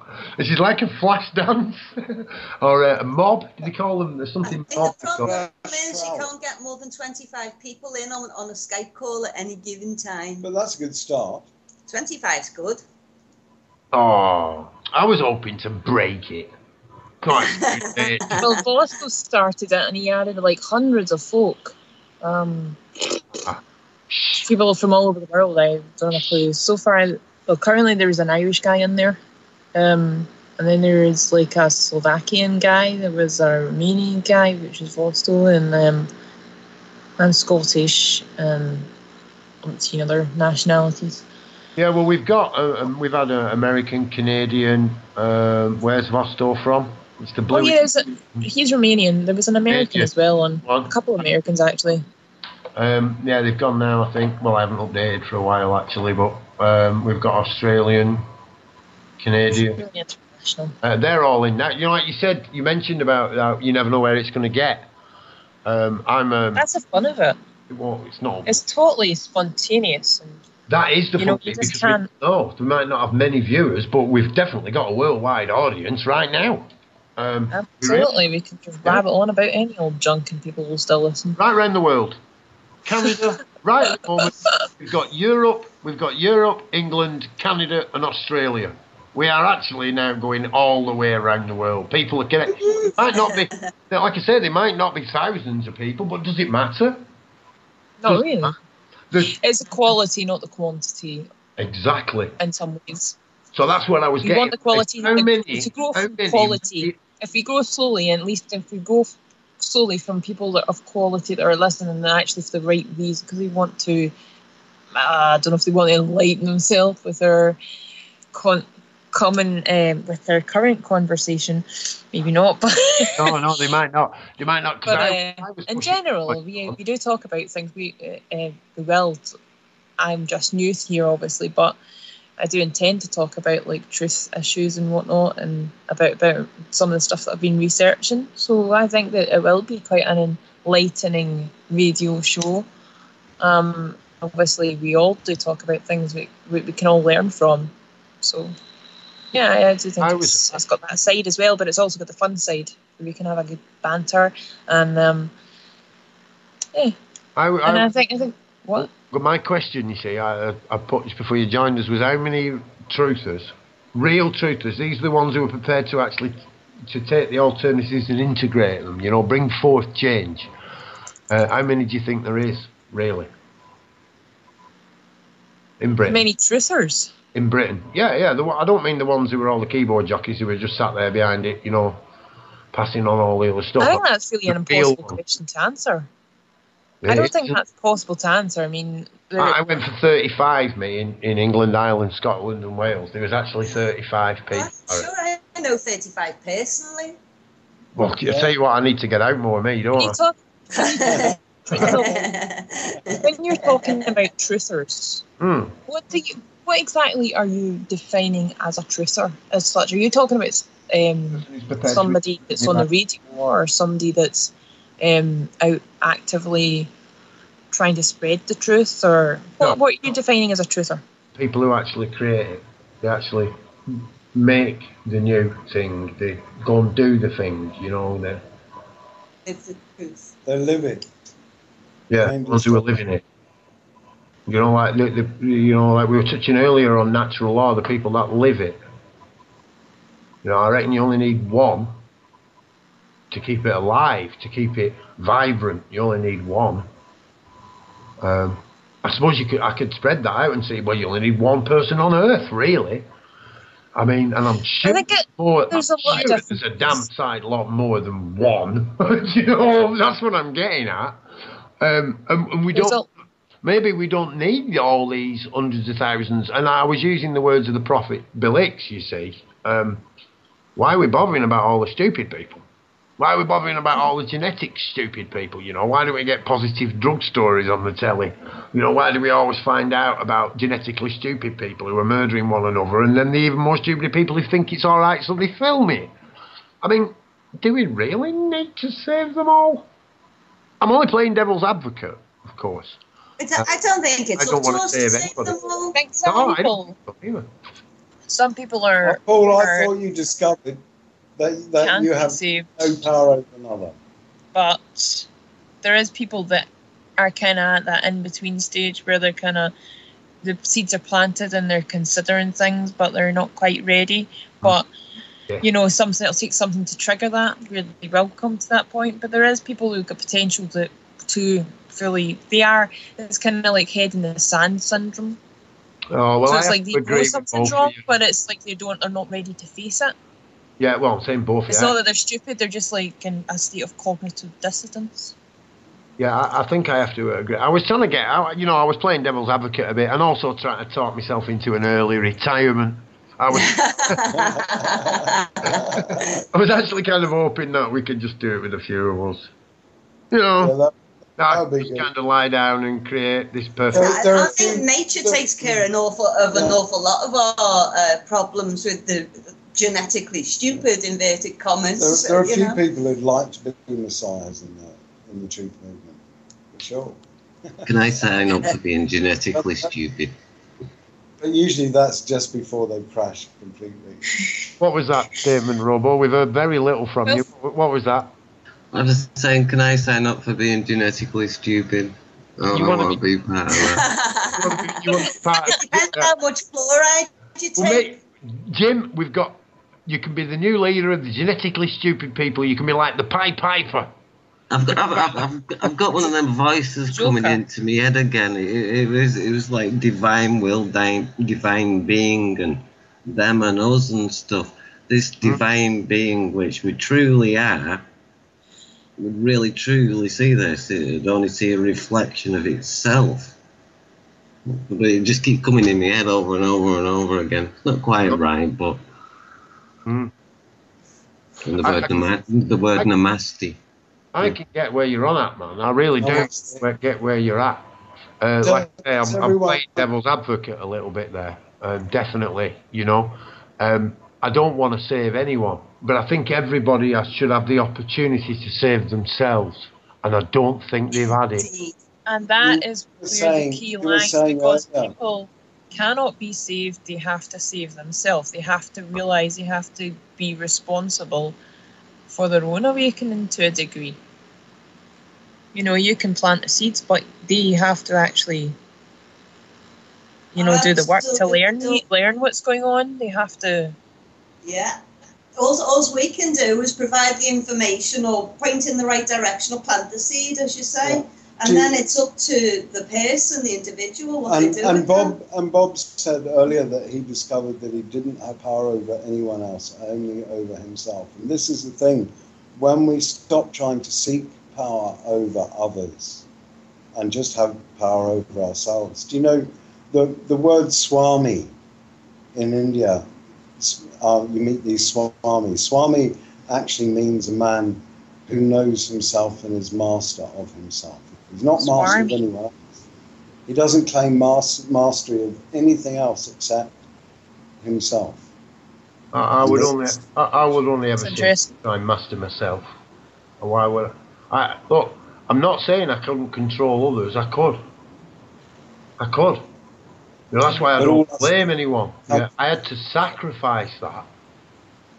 I had to sacrifice the control of others. Yeah. To control myself. And master yourself. That's right.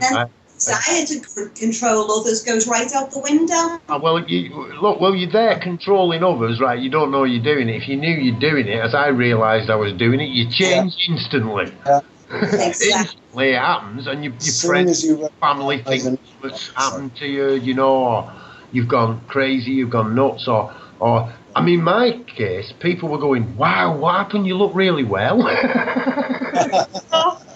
You look young, you look 15 years younger. And I'm like, I look in the mirror and I was seeing this burnt out old bloke at 48 years of age. I really was. And it took other people to go, what are you talking about? Look again. You're getting younger, you're getting more vibrant. You know, you're putting on weight, you're looking good. And look at them around you. And I did. And they're old and withered. That's what it does to us. You know, that's what I was doing to myself. Over and over again. It drains us. It's a force of life. People can be their own worst enemy. You know, I'm my own worst enemy sometimes, you know. I tell you what, if you're going to find your own enemy, right, and you find out it's you, the good thing about it is you'll always be close to your enemy. You'll always know what you're up. Yeah, well, that's your enemy's close. As soon as you find out it's you, you can change it. This is the whole thing, is noticing in the moment that it's you doing it, causing it, creating it, and then you can change it immediately in that moment. I like this. And every subsequent moment that you notice it, change it. Totally judgmental here, but I do like this. I'm enjoying this. You lot talking. I'm going to carry on. Go on. Paul needs a slurp of tea. Yeah, we got one. It's, do you know what it is? Excuse me, I'm moving around a little bit. You know, a while ago, me and Jim, we sat back. What are we doing? Why are we doing it? You know, do we need this? Do we really need to kind of put ourselves through all the hard work and the time and the effort and the letdowns and the excitement? No. You still think that? Carly and I didn't choose our battle. We did choose it and we didn't choose it. We set it up by not paying road tax. But we didn't choose a particular date or occasion or way that it happened or anything. You know, you just head off in a direction that seemed sensible at the time, and things happen. That's the way it's always happened, has it not? Yeah, well, I disagree with it, man. You know, we've said a few times we're creating it, aren't we? Yeah, just so. So that I suppose that's where we end up with. We each and every one of us makes our own little personal stand. You know, like I say, I got myself into a position here, mate, where I could actually sell it all up and go and live if I go to Africa, I can have half a dozen Earth ships. I could actually pay for an Earthshift community if armies. Yeah. Are you with me? Yeah. Why should I? Why should they're poisoning everywhere, and we've got to take a stand somewhere really to change things. It looks like it's here for me, man. I mean, like I say, even the authorities insist that I come back. You've got to come back and make a stand. What do you do? All right. If you do come back, we'll get you. But you've got to come back. It's as if they want it. Like, they really do want it. Although they try and coerce, and they're just like children. They really just the same as everybody else. They just want to be hugged. They want to be embraced. They want to feel at home. They want to feel safe. You know what? Who doesn't? Who doesn't? And this is our home. It doesn't matter who we were or what we've done. It doesn't. This is our home. We all live here on this planet together. Wherever we might think we've come from, that's the truth. That is truth. You know, if you think you're a part of a group, it's all right. You created that illusion. You know, because you were inadequate. You didn't feel strong enough to stand on your own. What are groups? What are they? For people? Well, I guess because we actually, as this human species, we cannot survive without the support of one another. We couldn't survive alone against the elements, not very well, at least. So we work in cooperation, and that's where groups spring from. Humans survive in all kinds of elements all over the world. I mean, we survive in sub-zero temperatures, out in the middle of deserts, and Aborigine people wandered their land for generations. Units or whatever it might be, as tribes. It's a very seldom you come across an individual living in the wild on their own. Nowadays, yeah, but like I say, we can. Of course we can. I mean, if we come together and work, look what we've done as a slave race. We've built bridges. We've built infrastructures and for a slave race, we're not that bad. We're really. Pretty competent. Well, I won't go that far, but. We have achieved loads, and for me, it's like almost we're going to accelerate. It's going to be that fast. None of us are going to be able to keep up with it. We've got to get a trust, a worldwide trust. We've got to do that. We've got to take away these tyrants, because we can't trust one another at the moment. And it's not that, the Canadians and the Europeans and the English and the Australians who are listening to us right now, not us. We can trust one another because we can trust ourselves. Indeed, yeah. I was asked a few years ago, actually, did I trust such and such a body? And I said, well, it doesn't really matter because I trust myself. And do you know, when we were at Camp Autolift, there was a guy who came along who claimed he was a barrister, and we got into all sorts of stuff, and eventually we found out that actually he wasn't a barrister at all. He was a con man. And people asked me how I felt about that, and I said, well, do you know, we're surrounded by con men. All the law is a big con, all government is a con, policing is a con, social services is a con. It's all a big fucking con. They're all con men. And you just got to treat them on face value, and even people that pretend to be barristers. Sure. And, as long as you trust yourself, you just keep on keeping on.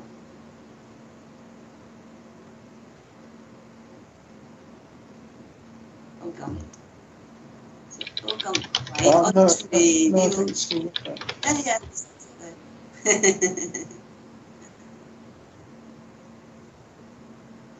You know what, there's loads of things I really wanted or would like to beat a drum about, but I'm feeling really tired and weak and not very well.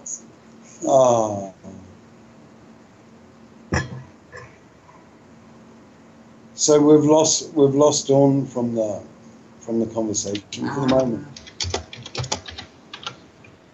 Well, you might as well read your poem while it's quiet. Oh, yeah, well, I could do that. I don't know, it's gone. Oh, so I have. Yeah, I can just pull it up. Let's have a little look here. Okay, people. Kaz's poem. Well, actually, I wrote it, but she's claimed it. It's called "On Realizing Gaia's Worth." When I wake with big ideas, or burdened with my deepest fears, now filled with hope or dark despairs, will you let me be me? If I should choose to bear this state, accepting it as a precious fate, a life to which I can relate, would you let me be me? When I become obsessed with truth, as passionate as teenage youth, and find authority uncouth, will you let me be me?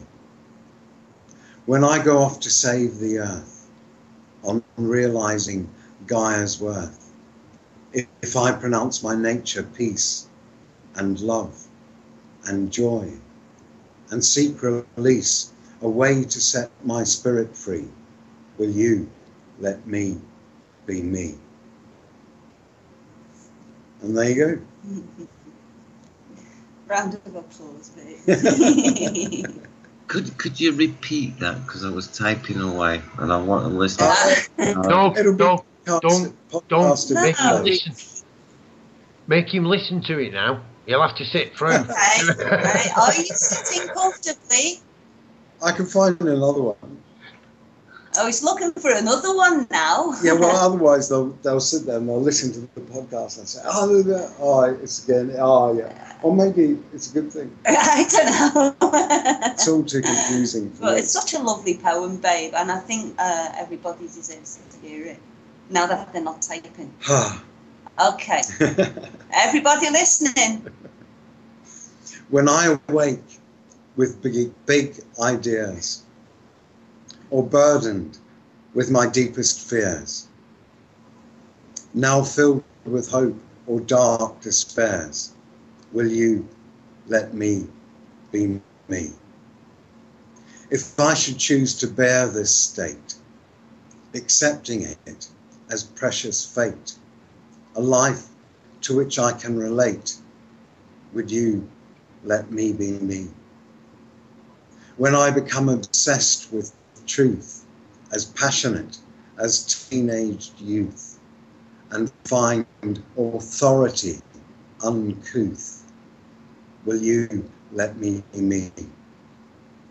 When I go off to save the earth, on realizing Gaia's worth, if I pronounce my nature peace and love and joy, and seek release, a way to set my spirit free, will you let me be me? So there you go. Brilliant. Is that all right now, Robo? Yeah. You recorded that time right. I was just going to make excuses then. I'm not. Thank you very much. I enjoyed your poetry. Your first one you did, I don't know how to describe it really. The way you sort of changed perspective and the style of text, it sort of did a weird curve. And that's good. That was really good poetry, mate. Nice one. Yeah, the Delhi one. Definitely, yes. Yeah, I've got to agree. I mean, I'm not taking away anything from that one, but yeah, man, you were there. You were there. Full of colour. That's Delhi.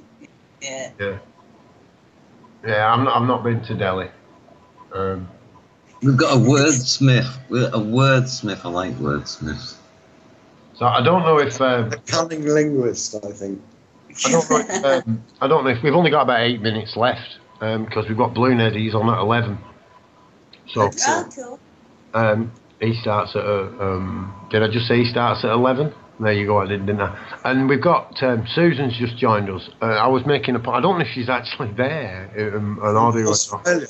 There is another. Yeah, she's over in Australia, and I've been making this point about. Susan, it getting out there into the world. So I just wondered whether Susan was there with us. Are you there, Susan? Aye, that I am. Hey, there you go. We made it. We've got an Australian already on the server. I thought it might have been you listening in, Susan. And Canada and America and Europe, Britain. So, yeah, it's just really cool that you're here in the last few minutes of the show. And that kind of seals it, right? We just made a big ring around the Earth now. Aye. So you're just waking up, are you, Susan? Yeah, sort of, yeah, pretty much. Waking up to another lovely day. Yeah, you can hear that, actually. We're all here, like, at the end of our night going, hello, Susan? Yeah, it's like, yeah, all right. I'm just waking up. What have you done? You brought me on live, haven't you, onto the radio? I can hear it. I can hear it in your head. There's that B word there, right in the back of your conscience. Go on, you can call me that one if you want. If we just had some more votes on the Dark City website. So thank you for the people who voted. Oh, yeah. Yeah, you can do that. You can actually vote for us. We needed 100 votes to get the free... Yeah. You remember? Let me vote. I tried. The free podcast. I'll spam it around Facebook and No. stuff. Well, you can do. You can do whatever you want. But what I'm trying to get at is we needed 100 votes to get the podcasting, free podcasting. See, we thought that's brilliant. It'll be up there. You can get them down yourself. It turns out each of the podcasts are only an hour, so we've just used 3 hours worth of podcasts up. And you can't download them.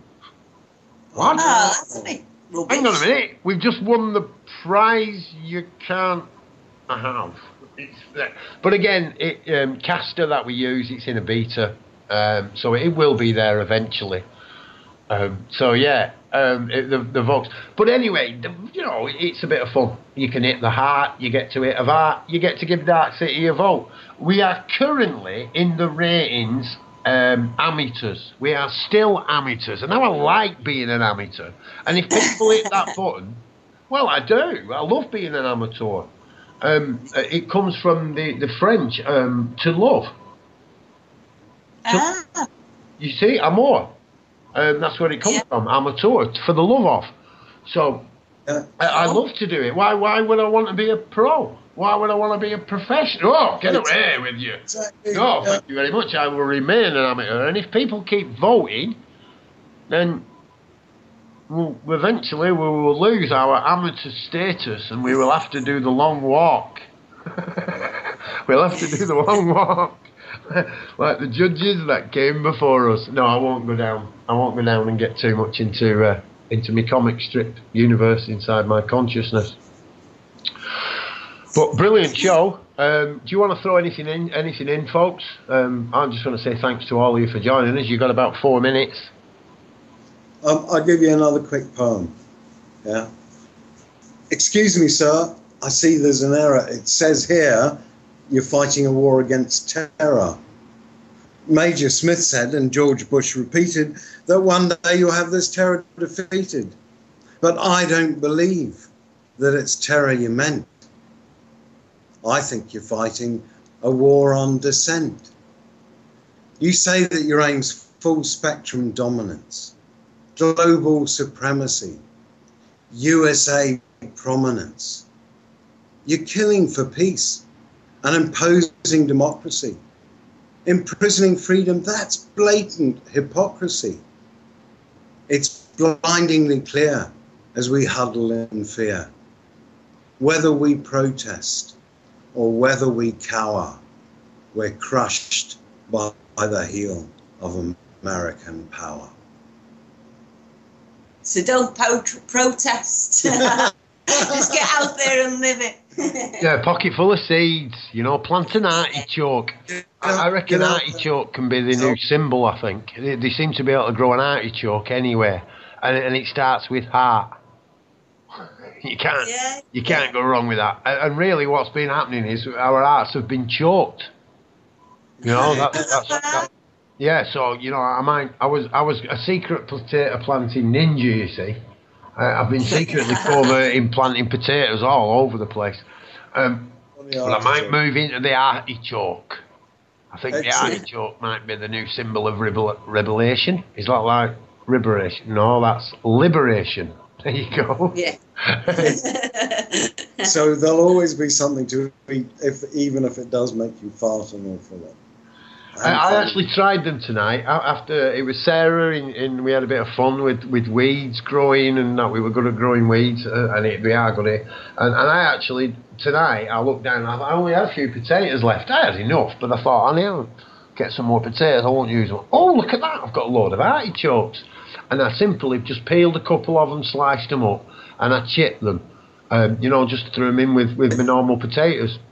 Now, they're tasty.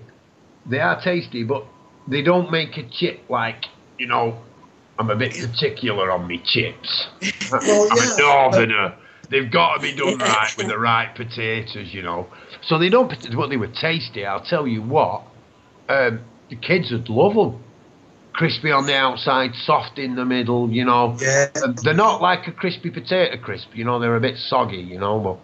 Yeah. But do you know that the other way is just to cook them in butter? They're lovely. Well, I've got about 300 weight of them to get through. If people don't turn up and we've got a lot of artichokes. Nigel took to a local restaurant, and the chef there made them up into artichoke soup, and they put it on the menu. So we have actually, although we haven't done a great deal on the land with that. And they actually took a big basket last summer of fruit and donated it to the council of produce off the allotments, just as a token gesture to show them, Yeah, this is what we're doing with the land. Yeah, well, you've been sat here getting fat and rich on our money. That's what we've had to do, It's the top and bottom of it, Yeah, cool. That makes so much sense. Anyway, you're on the hour, Bob. We've got to get off. I'm getting Balloonhead. He's shouting at me. He's dead right. Yeah. He's here. He's here. The Balloonhead is in the house, ladies and gentlemen. We have to depart. I tell you what, these hippie travellers, they're all the same. You know what I mean? He's going to come and throw us all out now. Typical, eh? Typical. Anyway, it's been a great show. We've kept Don's seat more than warm, I think. We've left it pretty piping hot for him. So, and a big thanks to Don, and good luck out there. He is out there on a bit of a mercy mission, helping out some people. It's private stuff, and he just let us know that. So Don will be back on his normal spot, hopefully, if he isn't, we'll have him here then. I think he might be here in Manchester then, if his plan works out. So that might be fun. We might be able to do a Saturday night special after the digging that's going on down here. So anyway, I'm going to get off. We're in a minute into Balloonhead's time. He's there on the server, and good stuff. Where am I going? I'm going over here. Thank you very much. I've lost the button. Somebody's closed it, and they've moved it. Good night, everyone. Good night. Thanks for joining us.